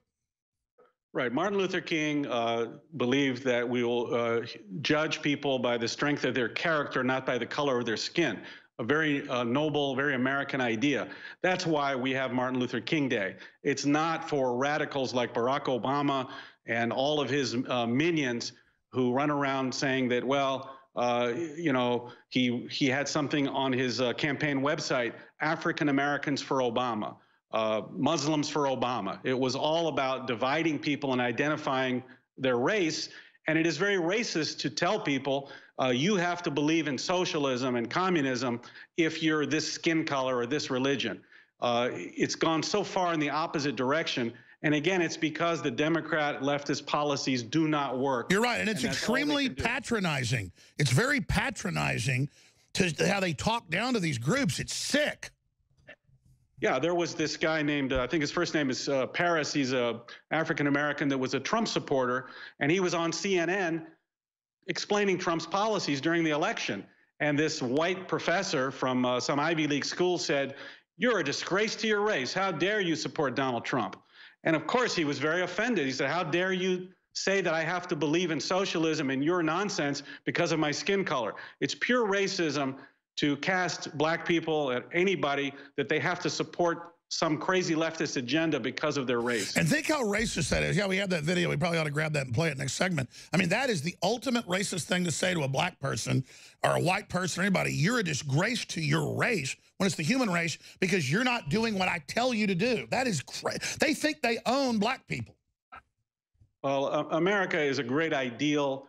It's a country that brought together people of all races, all religions, toward a goal of free markets, free religion, building an entrepreneurial, individualistic economy where people can pursue happiness and community. And the Republican Party, the conservative agenda embodies this, and the Democrat leftist agenda is something that is becoming very anti-American. We'll be back, ladies and gentlemen. We're going right to your calls. Right to your calls. Stay with us. We've posted the trailer at InfoWarsStore.com. We're going to put banners up on the front page of the site. I'm really going to promote this film. I'm going to put some ads out as well because it's, I mean, all his films are amazing. Dreams of My Real Father, his film Utopia about the communist nightmare. No Place Like Utopia. The Art of the Insult, Standing Up to Bullies. You need to see this film. It's amazing. It's hilarious. You're going to laugh for much of 95 minutes. InfoWarsStore.com, and that helps fund our operation. No reviews yet because it just went up today. And I know we have the trailer. Let's make sure we embed the trailer or the trailer I'm going to cut for it there because everybody needs to see the film. Okay, Joel Gilbert is our guest. Thank you for holding. George and Mike and Jason and Chris and Lee and Marcos and John and Mackenzie. We'll at least get to those calls here while we have our guest. Let's go ahead and talk to Mike in New York. You're on the air with Joel Gilbert. Hey, what's going on? This is Mike from Queens, Donald Trump's hometown. God bless you, brother. What's on your mind? No, I just wanted to talk about the names, some of the names he came out with, like Hiawatha for Elizabeth Warren and John Kasich. It's really not a name, but it was pretty funny when he pointed out the fact that he was shoveling pancakes in his mouth like it was his last meal. You know, things like that are what Americans remember, you know, especially when you're out there, you know, trying to reach people. And that's what we need is somebody that's unconventional, not somebody that, what Joel said earlier, Trump doesn't want to be part of the establishment. He knows they're a bunch of stuffed shirts. and a bunch of self-important weirdos. Trump's known for hanging out with blue-collar workers because they're fun. And, you know, that's what we need. I'm sorry, I've seen the top of Hollywood. I've seen the top of it all. It's super boring. It all sucks. Trump knows that, and that's what you need to know about Trump is that he likes to work. He likes to do things. He likes to be real, and he likes women. And, you know, everybody's sick of hypocrites, and Trump's not a hypocrite. Great point, Mike. Joel Gilbert? Yeah, actually, there was a nickname for John Kasich. Besides making fun of his disgusting eating habits, Trump called Kasich 1 for 41 because he only won his home state of Ohio and insisted on staying in the race. And then he cut a deal with Ted Cruz in Indiana and told people, don't vote for Trump, vote for one of us. And that failed so miserably. Kasich and Cruz were out of the race as soon as the polls closed. Thank you so much, Mike. But notice, a year later, Trump is delivering. I can't say how anybody could be bitching at this point. But, man, what if they're able to implode the economy, Joel? What's going to happen then? Oh, my God. Well, you could almost argue that this is the resistance. They probably cannot deal with the fact that people are going to be happy over the tax cuts and not be able to deal with all the success of the economy and the stock market. So all they're left with is shut down the government. Shut down the government. It's hard for me to believe that it's going to stay open all year long. It's probably going to keep shutting down. They're going to prevent Trump from having a budget. And again, China is cheerleading it, hoping we fail. And the Democrats are with the communist Chinese. Well, shutting down the government is a resistance tactic. That's how only way they have left to keep the success of Donald Trump from permeating the American economy and the American psyche. If he stays in power and does well, the Democrat Party is finished for another generation. Great point. Okay, let's go to Christian in Tennessee. You're on the air with Joel Gilbert. Go ahead, Christian. Hey, how you doing? Good, brother. Huge fan. I got one quick point to make real quick. Sure. Alex, when do you plan on announcing the winner of the first annual People's Choice Award? We are totally overwhelmed. I gave the guys a blueprint, but then I want to watch the whole thing because I want to find the guy that called and said it was turning the economy on. That's the biggest story. And then that's what Trump went with, #1. But I may just have to give it to other folks because I'm going to try to do it today or tomorrow. Thank you for reminding me. I'm sorry. Well, you're fine. And Doug, I'm a huge fan. You know, one of my favorite nicknames is Barry Davis Obama. And for all you people out there that want to accuse Alex of being a Jew this or a Jesuit this, you know, Obama was tutored by Greg Galuzzo of the Gabilio Foundation, who was a Jesuit, but they had to throw in Gabilio to make it sound Jewish. And, you know, if you were a co-Jew there, Alex, you'd be a good one after 25 years. Well, listen, my biggest issue is I've noticed it's the left that uses the race politics and constantly invokes it. Like, the left will walk into a conservative store or a gun shop and say, do you let, K words in just to start a fight? They're the ones, the left, I never heard the N word until I went up north and was around leftists. And I'm not bashing Northerners. I'm just saying that's where I first heard it. And it's just, that's all they hype. Thank you, Christian. Let's talk to Marcos in Fort Worth, Texas. Marcos, you're on the air with Mr. Gilbert and Alex Jones. Go ahead. I'm just trying to stay away from these PBGs, Alex. Okay, what's a potbelly pedophile? Potbelly goblins, potbelly pedophiles, potbelly everybody's. They're everywhere. And again, nobody's bad if they have a potbelly. I have a little bit of one. It's that there's something about these leftists and these pedophiles. Every time they get busted, they look like, that's why I call them PBPs, yeah. I love it. I love it. And that's the art of the insult in itself, within itself. That's the importance. Well, it is true that these people that attack us at the leftist events look like goblins. And so I don't know why. In fact, there's a new one. It's on InfoWars. Goblin creature attacks InfoWars reporters, and he looks like a goblin. His face like a top-ranking orc from Lord of the Rings. If you've seen the movies. Well, part of this is really sad because, look, in fact, I see a caller there. George says, left using protests to turn unemployed against Trump. I think these are really desperate people who totally live off the system, and they think we're trying to kill them. They don't understand. Thank you, Marcos. Great points. Yeah, Goblins is a great nickname for the left, but only because it fits. See the guy that attacked me in Seattle? These new guys, they look like goblins, Joel. Well, people remember from my Utopia film, there's a theory from the 60s from Francis Fox Piven. I'm sure you know it. It's called the weight of the poor. And what the Democrats did in New York in the mid-70s is they tried to destroy business, run business out of town, and put as many people on welfare as they could in order to crash the system. And that's how they bankrupted New York City. And that is a strategy Obama was using. He put an extra 20 million people on food stamps. Well, that's Cloward and Piven. Cloward and Piven put another $10 trillion in the deficit. The goal was if you can crash the system and collapse capitalism and free markets, then you can build the communist society from scratch. So all this welfare state economics, put everybody on the system, is intended to execute an evil plan upon America, not to help any individual at all. The free market system is the one that creates wealth and takes care of, in the end, poor people or people that can't take care of themselves. And Trump is reinvigorating the great American entrepreneurial spirit every day. That's right. Absolutely. Let's go ahead and go to John in Boston, in the great city of Boston. Go ahead, sir. Alex, it's great to talk to you from Massachusetts. I love you, man. I love InfoWars. Pray for you daily. Thank you. I think that it's very important for Donald Trump, if he's going to release the memo, to do it during the State of the Union address, where he has full coverage from CNN, MSNBC, and forces them into talking about it. That is a great idea. He should talk about the abuses, the fraud, catching the FBI at the top, organizing the fraud. We have them. The true State of the Union. Let us know everything that's going on behind the scenes rather than going out there and talking about the stock market and everything. I mean, he's done amazing things, and anybody with eyes. No, I agree. He should open up with the positive things and thank the American people and thank the military and everybody else.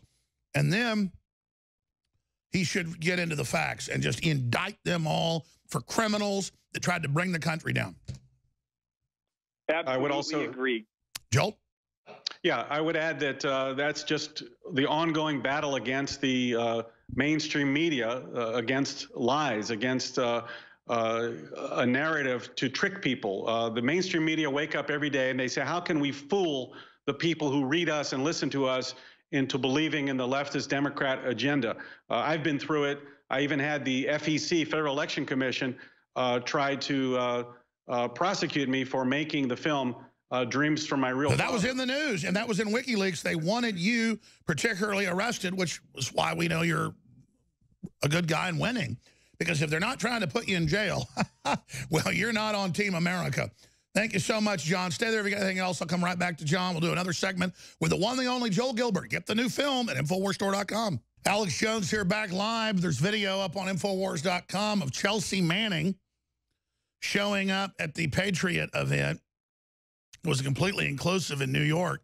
Jack Posobiec was there. He's coming up hosting the 4th hour. We're going to play some of that video as well. And everybody was nice to Chelsea Manning. I mean, if you want to say you're a pink reindeer, or you want to say you're an Easter bunny, or you want to say you're a woman, I don't care. Just don't try to go teach 5-year-olds that to confuse their sexual orientation, which is what the agenda of the globalist is. Everybody was nice to Chelsea Manning. Okay, aren't you a pretty girl? It was Obama put you in prison. She said that it was a horrible, racist, white supremacist event.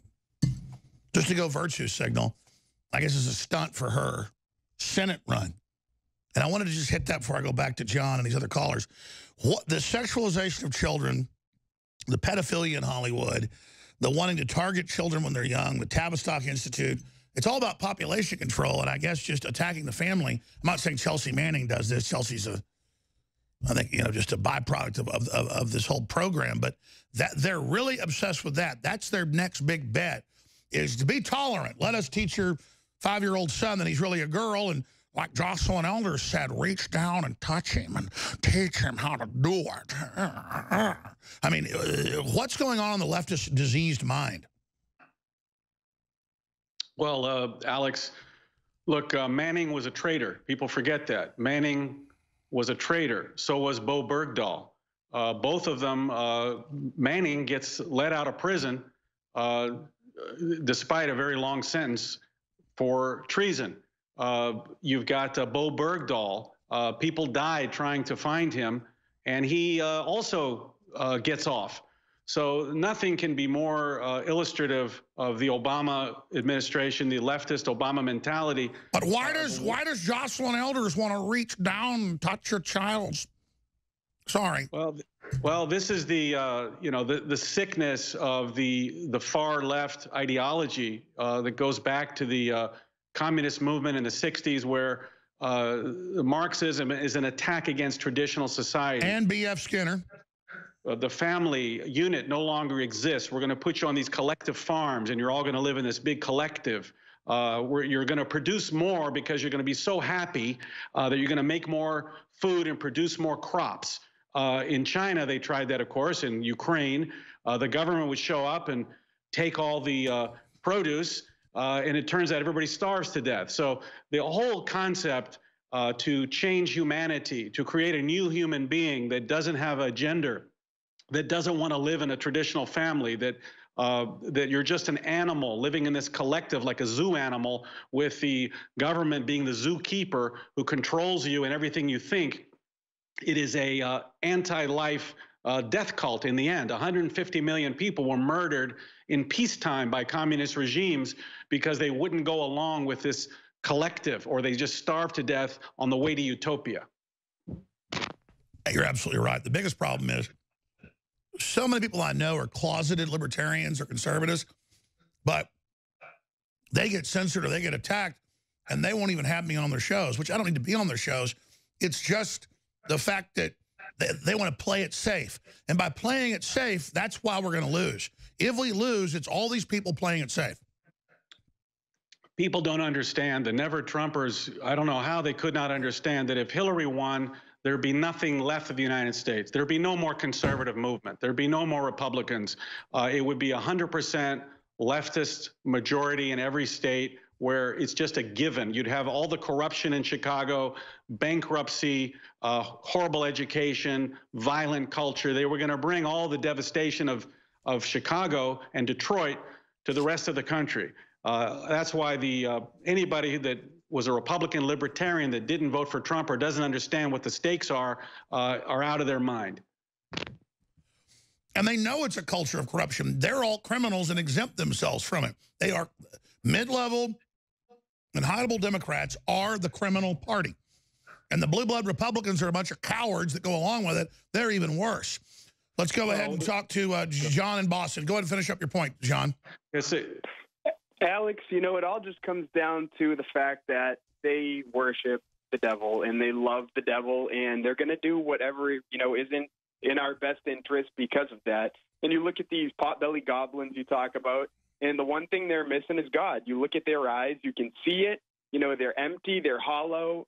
They don't care about anyone but themselves. And, it's just really sad. But, Trump can defeat this by going off script, like you said, not playing it safe. And I really think reading the FISA memo at the State of the Union is the way to do that.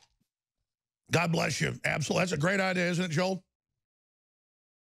Forget John McCain was exposed again as a Democrat by voting for Obamacare, and he's knee-deep in this whole FISA warrant thing.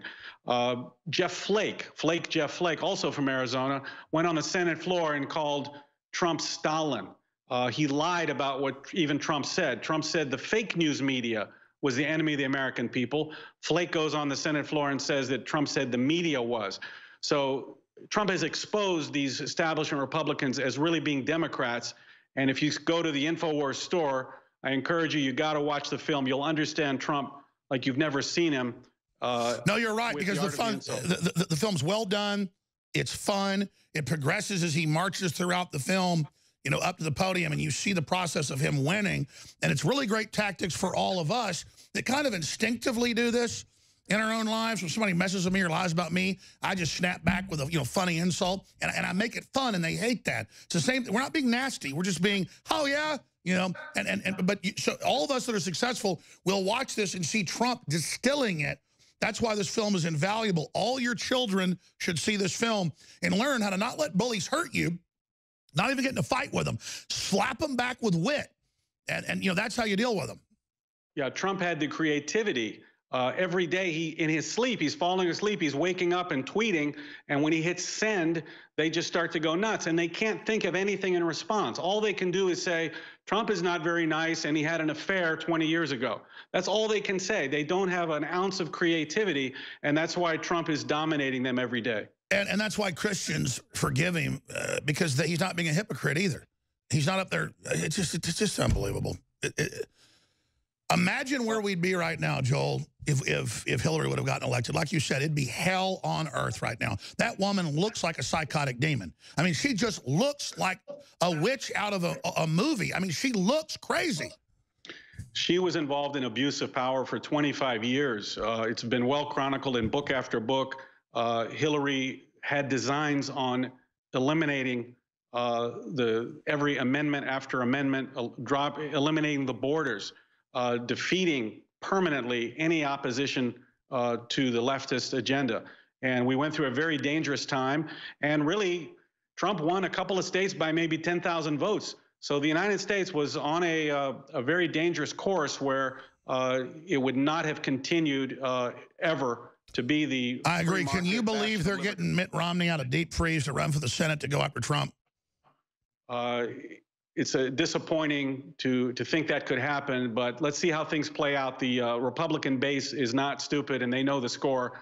And when you watch, you know, The Art of the Insult, you'll be inspired yourself, like you said, to stand up to all this leftist bullying. Absolutely, and that's why the fight's just beginning, folks. I'm telling you, if you go to sleep, listeners, we're done. You are the heart of the resistance, and I salute you all, and I mean that. I salute you all, no matter what color you are, where you came from. If you want free market, if you want a future for everybody, if you're not a devil worshiper, then we're on your side. And literally, what the caller said, man, you get to the bottom of this, these are evil people. And they got a bunch of slaves following them. George in California, thanks for holding. You're on the air with Joel Gilbert. Go ahead. It's nice to talk to you, Alex. I'm a big fan of you and your product. Thank you. I want to talk about the marches that happened this past weekend. Yes. I feel like they were used to get uninformed people. They discovered it as a women's march to get uninformed people so they could have more votes in favor of the Democrats. Sure, it's to say we're for the women. Yes. We want you alone. We don't want you to have kids. We want you on welfare. We want you sterilized. We really love you. Yeah, and I have another point to make. You guys hit close to home when you guys were talking about identity politics, because this is my first election that I voted for, and I voted for Trump, and all hell was raised when I told my parents, because my father, he's Hispanic, and he's all like, why'd you do that? You went against all the Mexicans, like, you're with the racists. And I was like, he's for America. He's for my birthplace. I was born in America. I wasn't born... Hold on. I want to put you on hold. Don't hang up, George. I wish I'd have gone to you earlier. We're going to do 5 more minutes. We'll finish up with Joel Gilbert. But I want to talk about this. My grandfather, my dad's dad was the first person, and, of course, my mother's dad as well. They both voted Republican. They were World War II vets. They came back. They helped put Eisenhower in office. And one of them ran for office as a Republican and won in Texas. But the point was, can you imagine? My family wasn't like racist and all that, but you were Democrats here because the Republicans had invaded the South. And you know what? He was loved a decade after he did it, but he went through hell to do the right thing, just like you just did. Jack Posobiec was there at the Women's March, there at their Night for Freedom, that the Antifa attacked, trying to block folks coming in. These are people that want to shut our speech down, just like they do on the internet. I'll coast a little bit into the next hour with him. But George is telling a powerful story. See, here's the thing. I don't pander to people. I don't sit there. And I got family that does this, where we'll be in another part of the country or around somebody that has a different accent, and some of my family will start trying to adopt it. It drives me crazy. It's a form of virtue signaling, and they just do it to be nice. I'm going to talk like I'm going to talk. You like my culture. The truth is everybody likes different cultures. I like women that look different. I like food that's different. I want to go in the soul food restaurant and eat the black Southern food. It's really just Southern food. I want to go in the real Mexican food restaurant. Everybody likes everybody as long as there's plenty of resources. That's how humans act. We got free market. We got thousands of worlds. It's unlimited. What we don't need is domestication. Hispanics, which means from the island Hispaniola, that's funny enough what Haiti is today. It's not really Hispanic. That's the island Hispaniola's a Dominican Republic, and to the east and to the west, Haiti. I guess one part of the island is Hispanic. It's successful. The other is just voodoo infested in the hellhole. But the point is that isn't putting the poor people down. We're trying to fix it. Hispanics are already half the population in the U.S. below the age of 20. In another 10 years, it's a joke. It's your country. If you want it flooded by outside other third world populations who are going to be brainwashed into anti-free market and want to blow up the big free market rocket ship you got because you had kids, great. Stay Christian, have kids. Don't let them abort your kids, and don't let them sell you to the New World Order. That's the message. You like free market? You like all this? People are trying to get in here because they want what's left of it. It's unlimited if we don't blow it up. But I know what you're talking about. Leftists attack me for being a Trump supporter. I couldn't imagine what it's like in New York being, as you said, a Mexican-American who just wants to be an American. I don't say I'm a Welsh American, just an American. And to have your family come after you. So finish up your story there, George. The point is, tell your family, we are America. And the globalists are the ones exploiting it. So as our economy comes back, this is helping us. It's crazy to bring people in or have folks that were here longer than anybody else, like Mexicans, and then to not think you're not the country. It's your heritage, too. Sorry, go ahead. Yeah, I'm just going to correct. I'm from California, and just to give you some of my background, I'm Mexican Salvadorian, but I claim to be American because I was born in San Bernardino, California. Sure. Yeah, you're an American. And even my mom gave me trouble last week with the whole asshole comment. She was just saying, like, how can you go for someone that said that about people from my country? And I rebutted with, well, do you want to go live in El Salvador or do you want to stay here? And she said, I would rather stay here.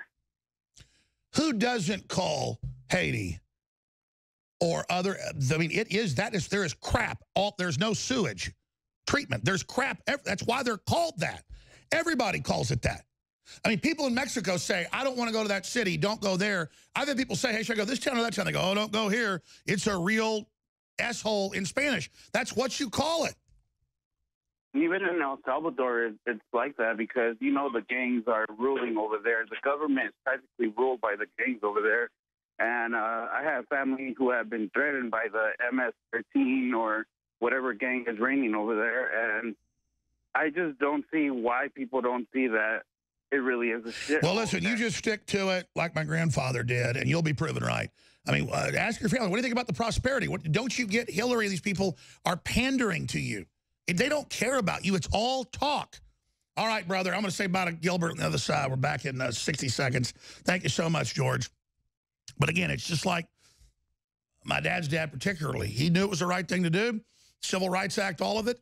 He did it like all those other people did back then. Then they turn around and call those very people racist today because they're ignorant. Jack Posobiec's going to do a great job hosting this hour. He was right there in the middle of the Night for Freedom rally that got so much international attention that Chelsea Manning showed up to, and they were super nice to. So he then made up a bunch of crap. Amazing. And I'm not going to pretend. You're a man, Manning. You got those chromosomes. I don't care if you think you're a woman and like guys. Knock yourself out, bro. But I'm not going to say you're a pink pony either if you say you're one. Just like you say we're Nazis and we're not, jackass. So we're going to finish up with Joel Gilbert and hand the baton over with Posobiec. Just what a circus. We got so many clips we're going to play this hour as well. But briefly, since we talked about it, I got to play it one more time. Here's the trailer for Trump, The Art of the Insult. Standing Up to Bullies is my subtitle for it. That's what I'm going to call it when I put the trailer up. Directed by Joel Gilbert. He's made 4 films I've seen. They're all amazing. We carry them all. InfoWarsStore.com. No Place Like Utopia.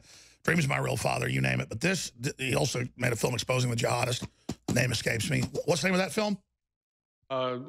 There's 2 of them. One is Farewell Israel and one is Atomic Jihad. That's right. So I've seen all those. And I think we used to carry them. Wasn't it the Farewell Israel they tried to arrest you for? What was the thing in Congress that they wanted you arrested for, saying it was a campaign violation? Well, that was Dreams of My Real Father, and it was only defeated by 3-3. Luckily, the 3 Republican commissioners on the FEC would not go along with crushing free speech. Otherwise, I would have been sent up to the Justice Department for prosecution. I'm a media outlet. I'm a documentary filmmaker. So it's well established I have a media exemption, just like CNN, just like InfoWars. Well, no. I mean, the same chair lady, when she was previously, she wanted me arrested too, and Drudge. She said we were the 3 she singled out, and she said that we were all involved in illegal campaign operations.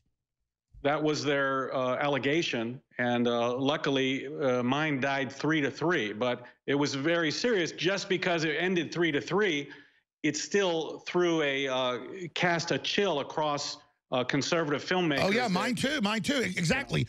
If Hillary would have got in, she'd have got another chairperson. They'd had 4. They would have us. I mean, they would put us in jail like Dinesh D'Souza. They would add one more commissioner to break the ties.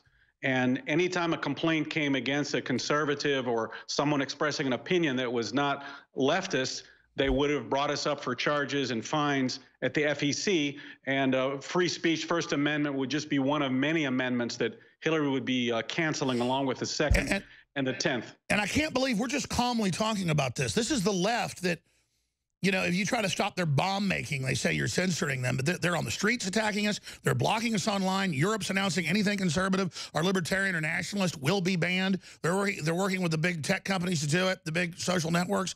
I mean, what about Europe, though? Is Europe lost? We see a big nationalist awakening, but their response there is just to go whole hog with U.S. companies working with them to censor. Shouldn't the Justice Department, our own government, and the trust busters break them up for engaging in authoritarian activities? I mean, even though it's overseas, that's still criminal. Look, they should have they should break them up just like they did in the late 60s. FBI, Operation Paperclip, all kind of operations to break up the radical left that were aligning themselves with the Cuban intelligence. They were taking money from terrorist groups. Bill Ayers went over to Vietnam. He went to Cuba. I have a document from the FBI that Bill Ayers took money from the Quebec. Sanders had his honeymoon in the 70s in Moscow. Sorry. Yeah, this is who we're dealing with. So, look, there's a book out by Douglas Murray called The Strange Death of Europe. And it talks about how only the Western leftist mentality says we need more diversity. We need more Somalians. We need more people from India. We need more people from all these third world countries. But you don't see people in India saying, you know, we need some more Texans. We're just not going to be happy unless we get some Texans here in Bombay.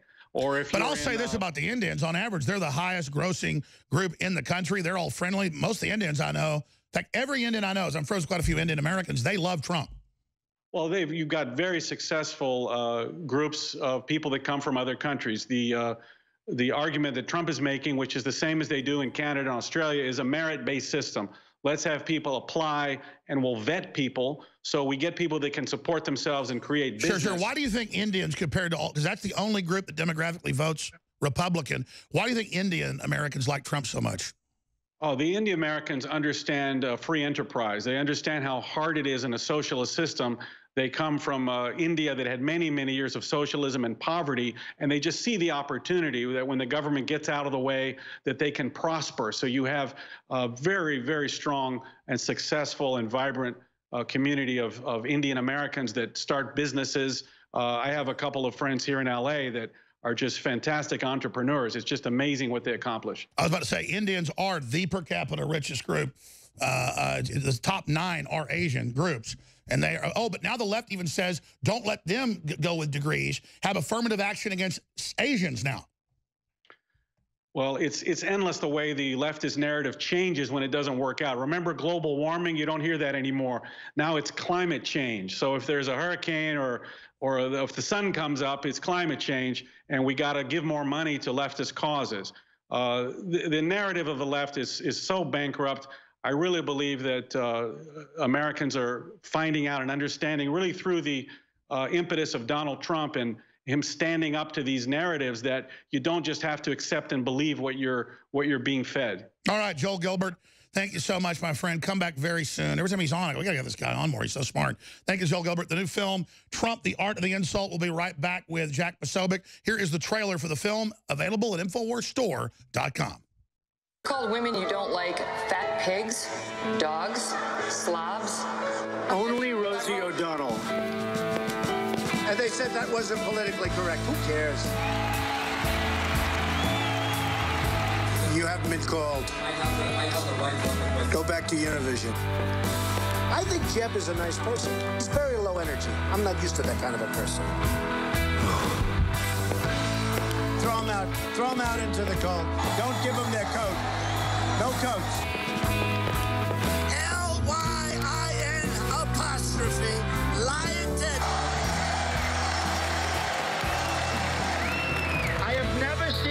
a human being eat in such a disgusting fashion? The most dishonest human beings. These people right here. Look at all the cameras. So disgusting. This socialist slash communist, crazy Bernie. He's crazy as a bedbug. Who, Pocahontas? The Indian? Very offensive. I'm sorry about that. Pocahontas? Crooked Hillary, Bob. She's been crooked from the beginning. Crooked Hillary. Politicians are really dishonest. Donald Trump alleges that my dad was involved in assassinating JFK. This had nothing to do with me, except I might have pointed it out. This guy was sweating so badly. Thank God he has really large ears, the biggest ears I've ever seen, because they were protecting him. I'm trying to be nice. You know, I'm working hard to be nice. He was begging for my endorsement. I could have said, Mitt, drop to your knees. He would have dropped to his knees. He put glasses on so people will think he's smart. It just doesn't work. You know, people can see through the glasses.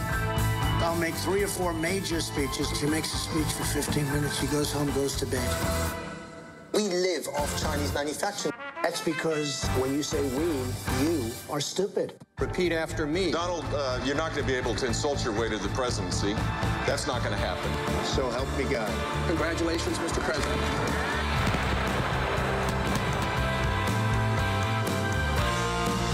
We will make America great again. Go home to mommy.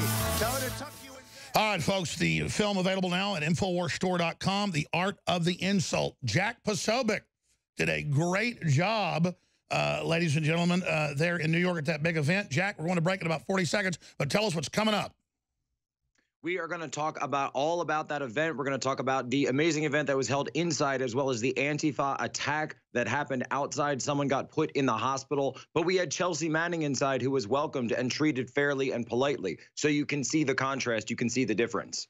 Absolutely. Jack Posobiec, great patriot, and leads one of the biggest Trump groups in the election. Also got outed as a member of the Naval Intelligence, even though he wasn't involved in the campaign that in that hat. By the left, they say the president likes him and tweets him. He can't be a Naval Intelligence. The president can't like you and have you be an officer in the Navy. Folks, it's Jack Posobiec sitting in today, the big 4th hour here on InfoWars. And wow, what a weekend. What an absolutely amazing weekend we had. A weekend for liberty, a weekend for patriotism, a weekend where the lovers and defenders of this country were able to meet together, were able to rise up and face those forces that stand against us. It happened all throughout New York City. And let me tell you, those dark forces, the Antifa, the Women's March, they were out in full force to try and stop us, but they were unable to because we uninhibited and celebratory held an amazing, super wonderful event. 1,000 people were there, lots of news,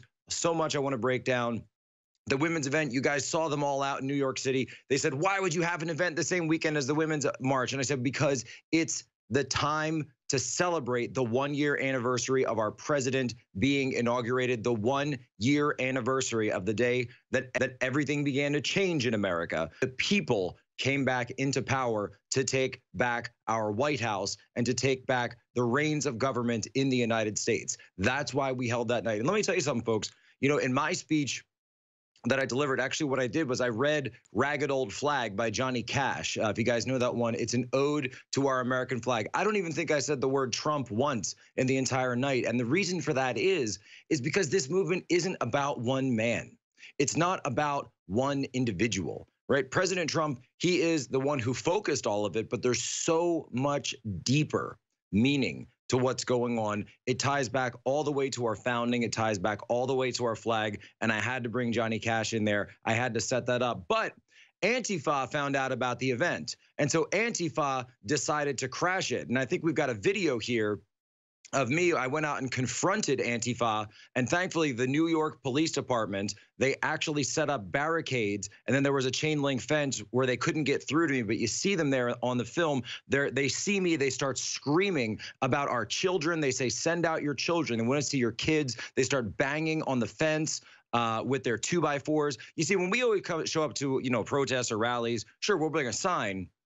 and we'll hold it up high and say this is what our sign is. Antifa always puts their signs on 2x4s. So why do they do that? They put those on 2x4s because then they can flip them over and use them as weapons. And that's what I'm talking about there on screen. I'm saying they left weapons and they're banging them. You can see them banging them against the fence, coming at me like caged animals, screaming, don't even know why they don't like me. They don't even know what the reason is. But I'm telling you, if the police hadn't been there, if that very fence hadn't been there, I'm only feet away, they would have come up, they would have swarmed me. It would not have gone well. So a big thank you to the New York Police Department. You can see them there as I walk behind me. And they were screaming, saying they wanted to attack our very children. They wanted to go after our children. In fact, James O'Keefe, who was attending the event, at the point where he left, they actually chased O'Keefe down the street. So when he got there, I went down, I met him, I brought him upstairs. I said, O'Keefe, glad you're here, glad you're able to come. Let's get up, let's get through security, walked him through.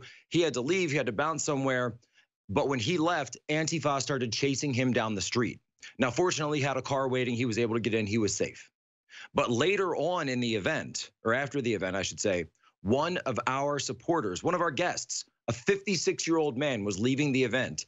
Antifa chased him down the street, assaulted and strangled this man. That was what, and so this Antifa 30-year-old guy was charged with strangulation, blocking of the airway, actually blocking of the airway just for attending an event, a pro-Trump event. There was a terrorist attack because remember, by the words of the classification of FBI and the Department of Homeland Security, Antifa has been classified as a terrorist organization. They loitered outside waiting to catch someone by themselves. This guy was walking.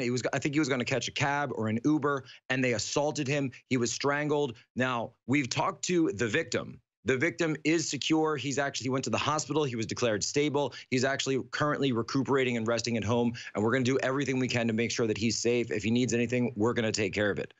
On the other hand, the terrorist who did this to him, he's going to jail.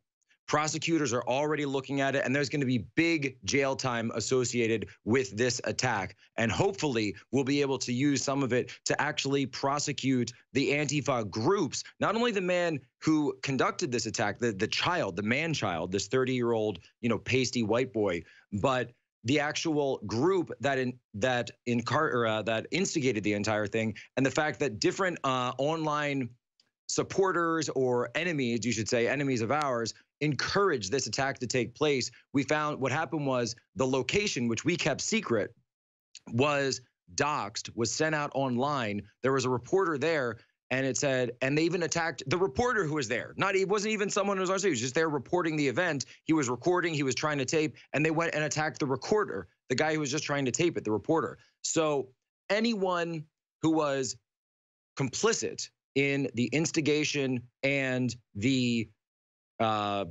execution of this attack is going to be prosecuted. We're going to look at all of it, and New York prosecutors can see this as a slam dunk case because what it is quite simply, so there he is, David Campbell, Crown Heights, Brooklyn. Crown Heights, by the way, is not one of the poorer areas of Brooklyn. That is a very well-to-do area. So this guy, I don't know if his rich parents are paying his way, but you always see that with these Antifa types, right? And then they come and they see us, and he doesn't even know who this person is, who he was assaulted. He wasn't one of the speakers. He wasn't someone who was there espousing support for Trump or anything. He just went to an event. He literally just went to an event, and yet that was enough for these Antifa terrorists to go and attack him, to go and assault him, to literally put him in the hospital. Put into the hospital in New York City. United States of America, American soil, for attending an event for freedom. That's where we are at this point. That's where we are, that someone gets put into the hospital because you went to a night to support freedom. Well, no more, because it's against the law, and the groups that are perpetuating this type of terrorism, this type of violence, need to be stopped. They need to be investigated, they need to be prosecuted, and they need to be put behind bars. We've always stood for peace, and I thank God that the NYPD were there, because if they hadn't stopped him, the choking, the strangulation, who knows what would have happened after this. So I was actually inside when this happened. It says that at one point he actually even tried to put a police officer in a headlock. Let me tell you something. When you try to put the NYPD in a headlock, you're going to lose that fight. Let me tell you right now. Sorry, Antifa, you're going to lose that fight. And this guy, David Campbell, he lost that one. You don't go up against the NYPD and try to put him in a headlock. Not a good idea. But I wanted to take a second really quick.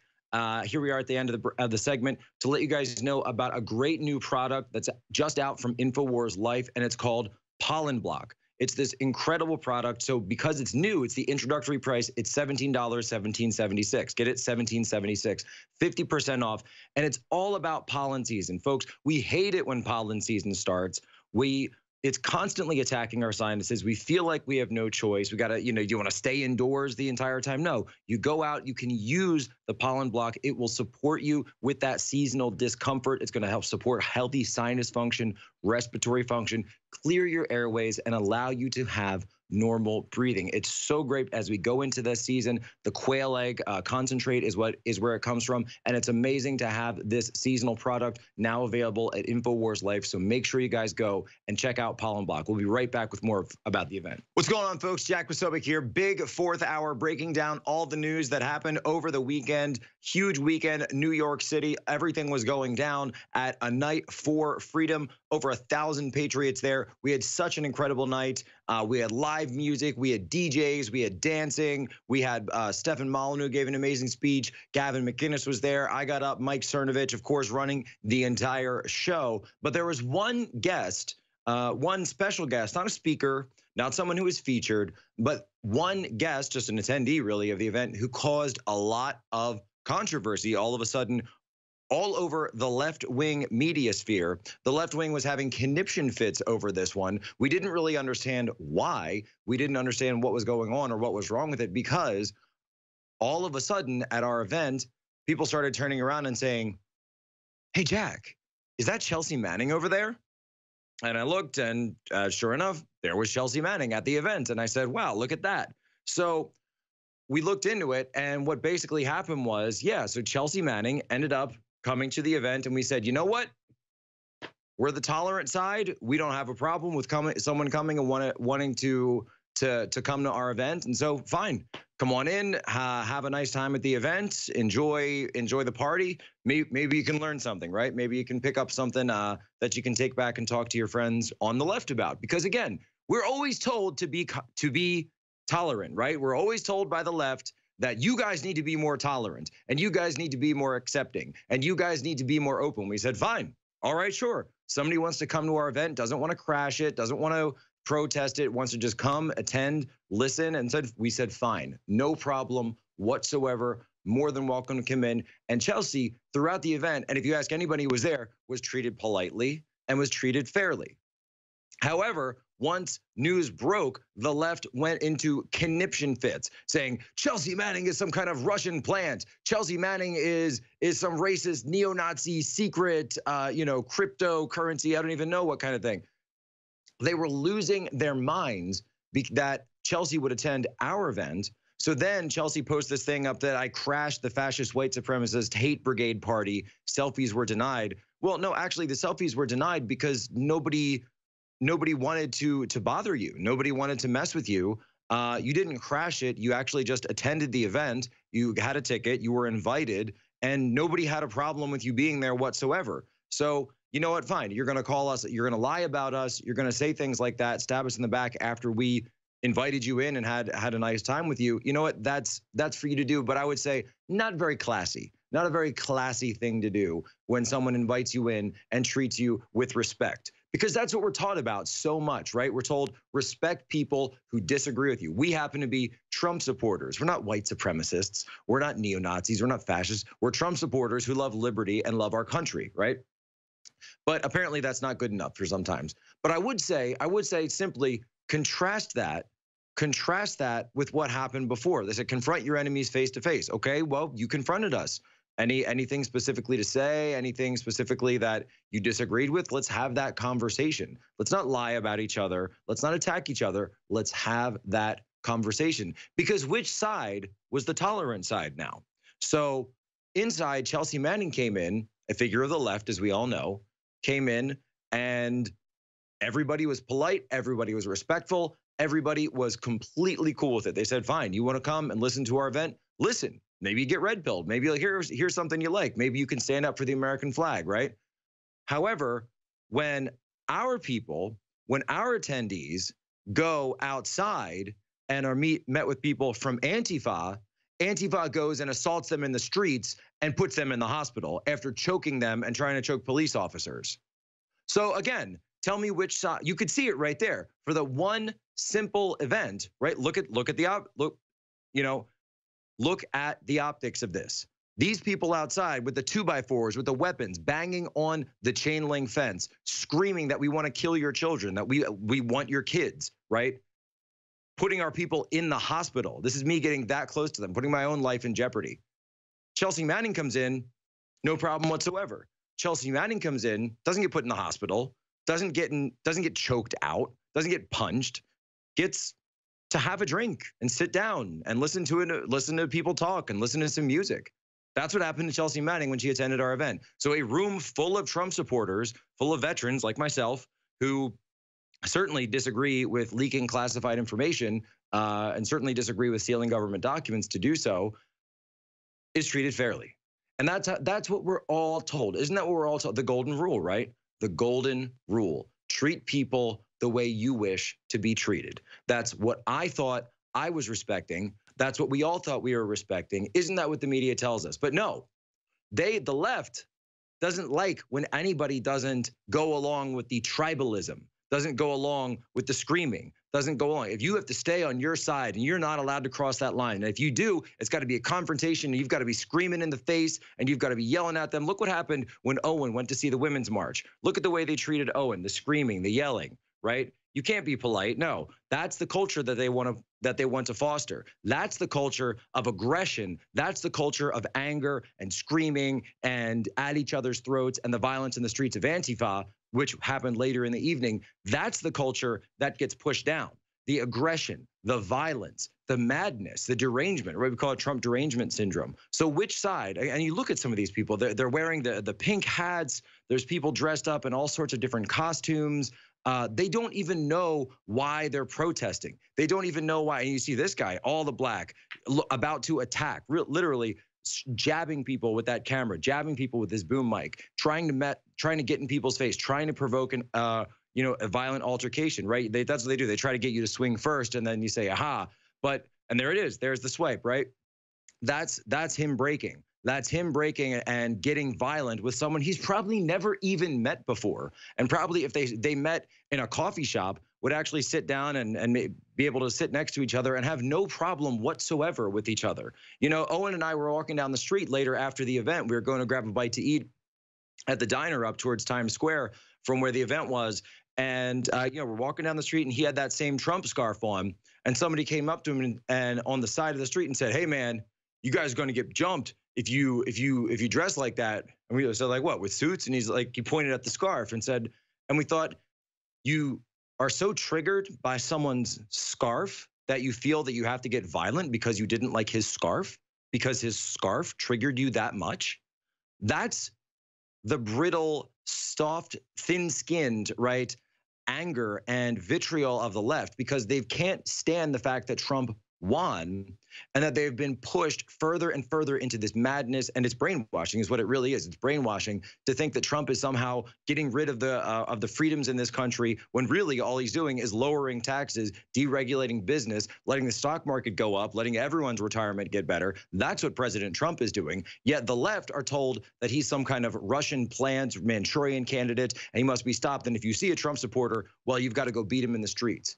You've got to go attack them. But we don't see that from the Trump supporters ourselves. You don't see that whatsoever. So I'll put that up in front of anybody else. I'll say, show me a conservative speaker at a liberal campus and see how they're treated at UC Berkeley, at Columbia, the numerous times this has happened. However, let's now see an icon of the left, Chelsea Manning, whose sentence was commuted by Obama, right? An icon of the left who comes into a Trump event and is treated warmly and is treated fairly. That is the proof, ladies and gentlemen. That is the proof that we can take the moral high road, that we are the tolerant side, that we are the side that stands for freedom of speech, that we are the side that actually understands that you have to talk to people, even if people that you don't like, even people that you disagree with.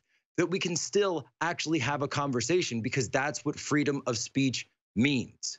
Sure, we'll beat you, but we'll beat you at the ballot box, and we'll beat you peacefully in an election. We're not going to take our violence into our hands, right? We're not going to take it into our hands and assault you and beat you down. That is the difference, and that is why we've always stood for peace, and we always will stand for peace. And Antifa, they're going to be going to jail.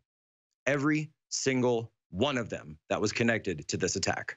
More after the break. Jack Posobiec back, rounding out the big fourth hour here, and we actually have breaking news from Washington, D.C. So I'm here in Washington, D.C. Got down from New York this weekend, but the government was shut down over the weekend. And I just have a quick question for everyone out in the listening audience, everyone within the sound of my voice. Did you notice? Did you notice that the government was apparently shut down for 3 days? Honestly, I didn't notice. I didn't really notice very much, didn't notice any difference. I may have felt a little freer. I felt like I may have had a little bit more liberty over the weekend.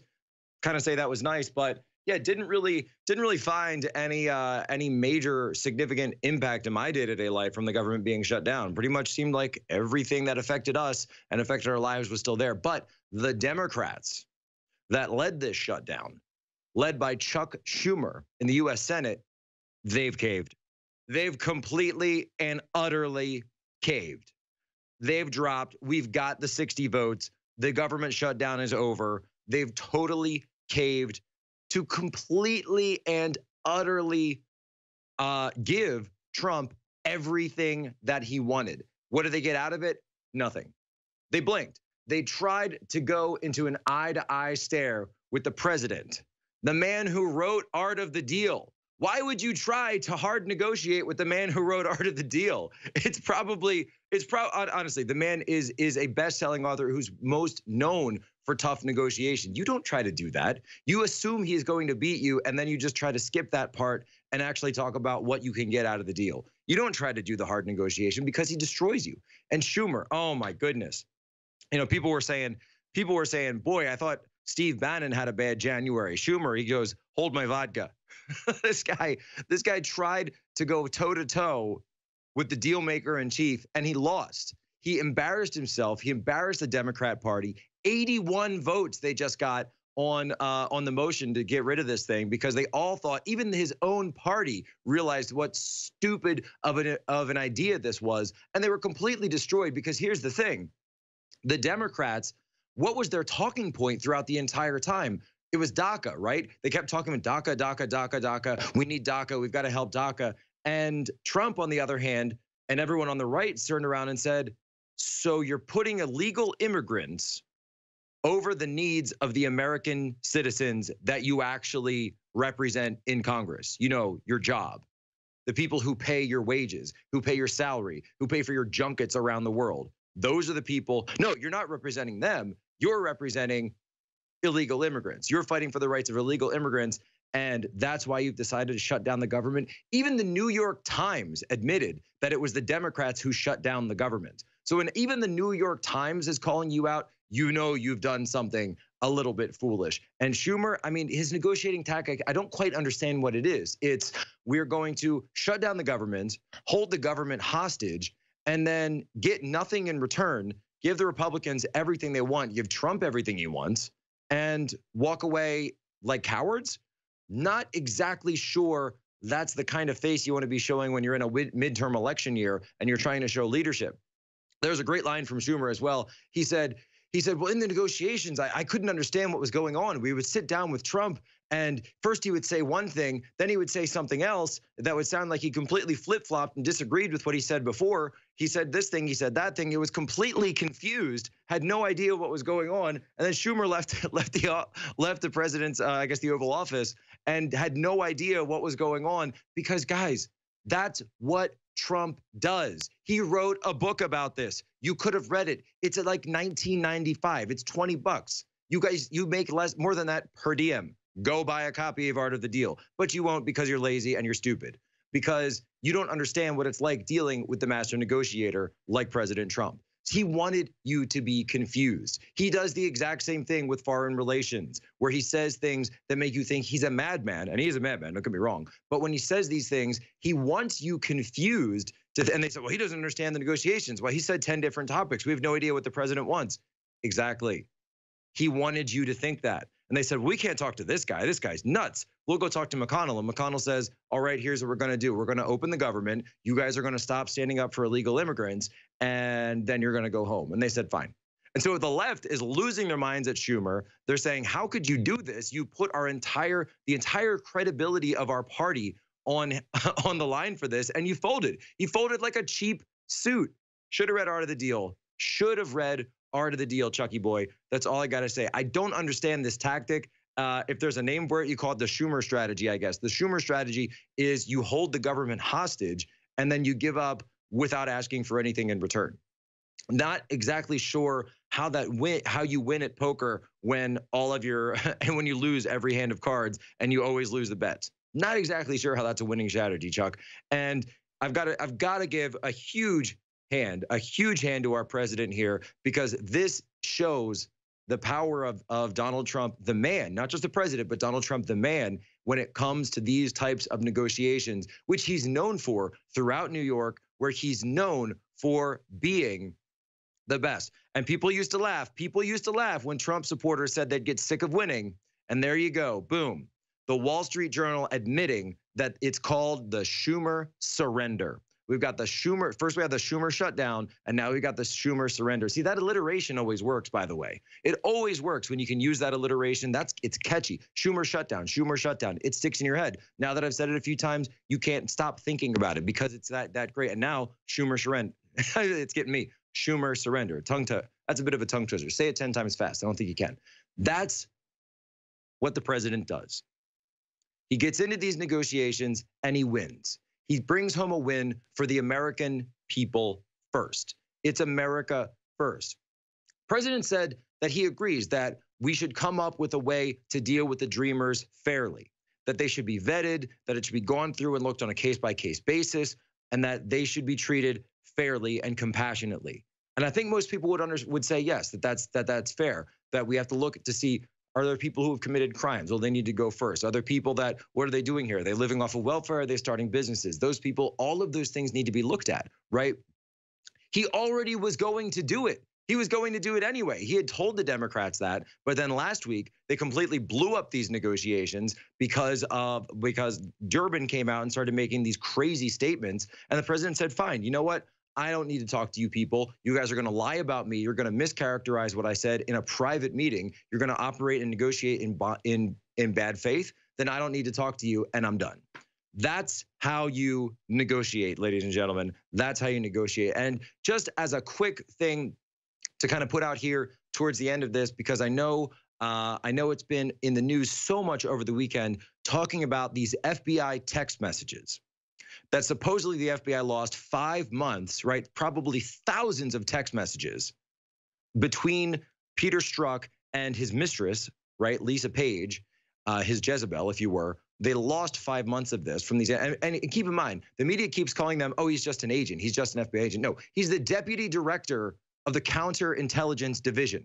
This is someone who does false flags off-co for a living. He does these type of operations. He knows how all of this stuff works. And I've got to say, the FBI technical system, so that means they lost it on his BlackBerry, her BlackBerry, the system that actually runs the router that runs the text messages, and the archive server as well, all lost the text messages at the same time somehow.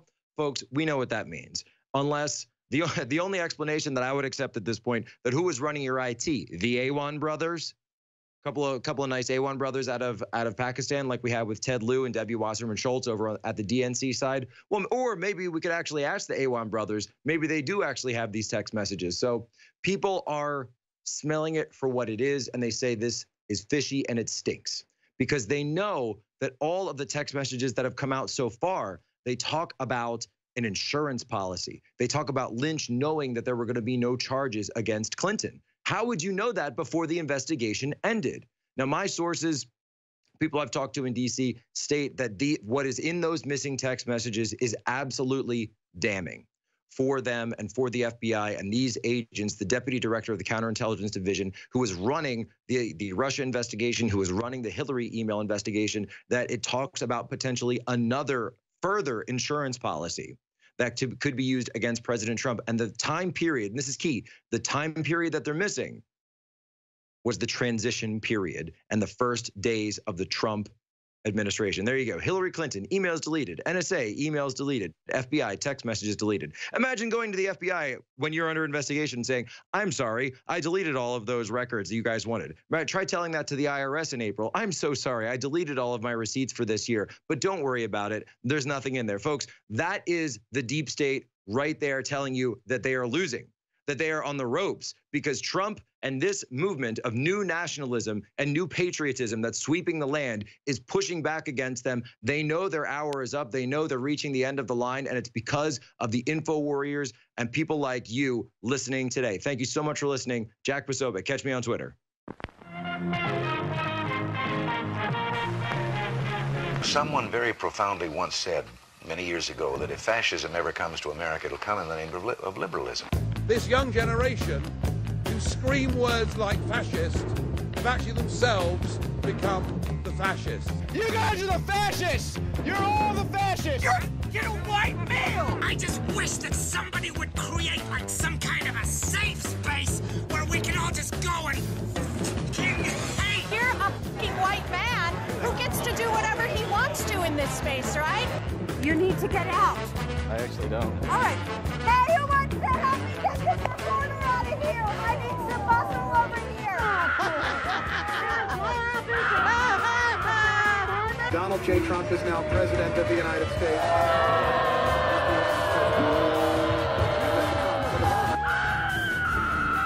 So the question is, are social justice warriors mentally ill, or are they just stupid? When your emotions control your actions, it affects not only yourself, but the people around you.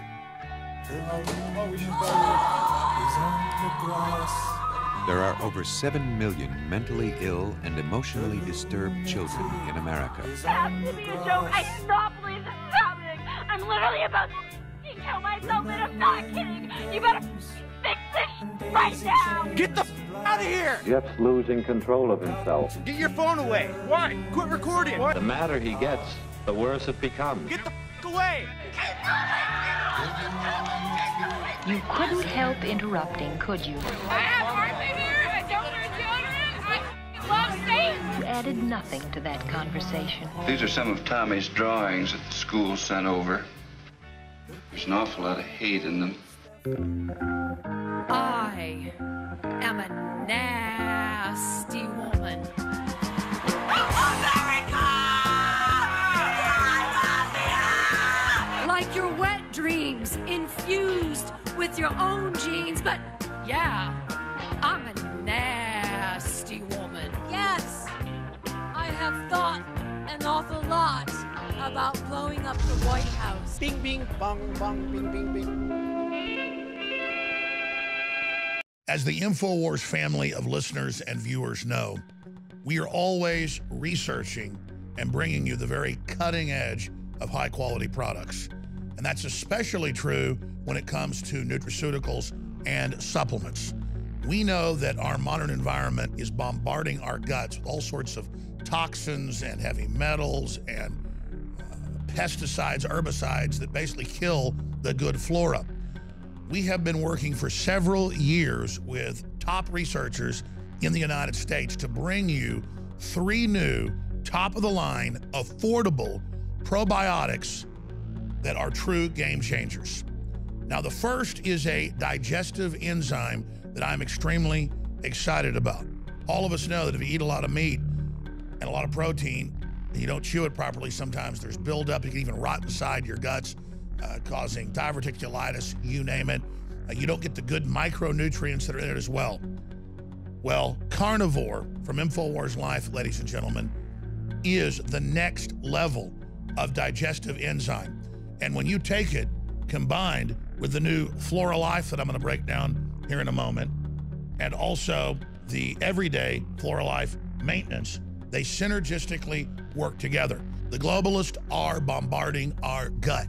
They know it's the key to taking control of civilization and society. It is the true Trojan horse. And whether it's our new digestive enzyme, Carnivore, or whether it's the new Flora Life Advanced Restoration or the Flora Life Everyday Maintenance, It is critical for you and your family to have healthy guts, and it is undoubted that there are serious benefits from proven high-quality probiotics. There are some similar formulas out there that are at least 3 times the cost of this. And people think because they're paying more, it must be the best. That's not my philosophy, ladies and gentlemen. I'm bringing you something that is the very best from our deep research, working with top developers, scientists, and experts in the field at the lowest price. But whether you take 1, 2, or all 3, I have never experienced the type of energy and the type of digestive ease and the changes that I went through in the last few months going on this formula before we brought it to you. We believe from working with top experts in the United States that we have developed the very best probiotic and digestive enzyme for breaking down protein and meat that there is. This is the total win-win. It uses the modern techniques as well, so it doesn't have all the additives and garbage. Simply put, our new Floralife line is the very best out there. That is my goal here, is to bring you the very best at the lowest price. Many probiotics out there don't even have caplets that bypass the stomach, so it never even gets into the upper and lower intestines. Both of these systems have targeted delivery, so it goes right through into the upper and lower intestine. We've tried several other formulas that were excellent, but this is, after 2 years of research, what we are bringing to the market. And your purchase doesn't just give you better digestive health and all the different micronutrients and things you need. It also funds an organization dedicated to promoting liberty worldwide. Whether it's Floralife Advanced Restoration, Carnivore, Digestive Enzyme, or the everyday maintenance that's great for the go, it's all available at InfoWarsStore.com today. And when you purchase it, you know you are also financing the attack on the globalist and the defense of our republic and freedom worldwide.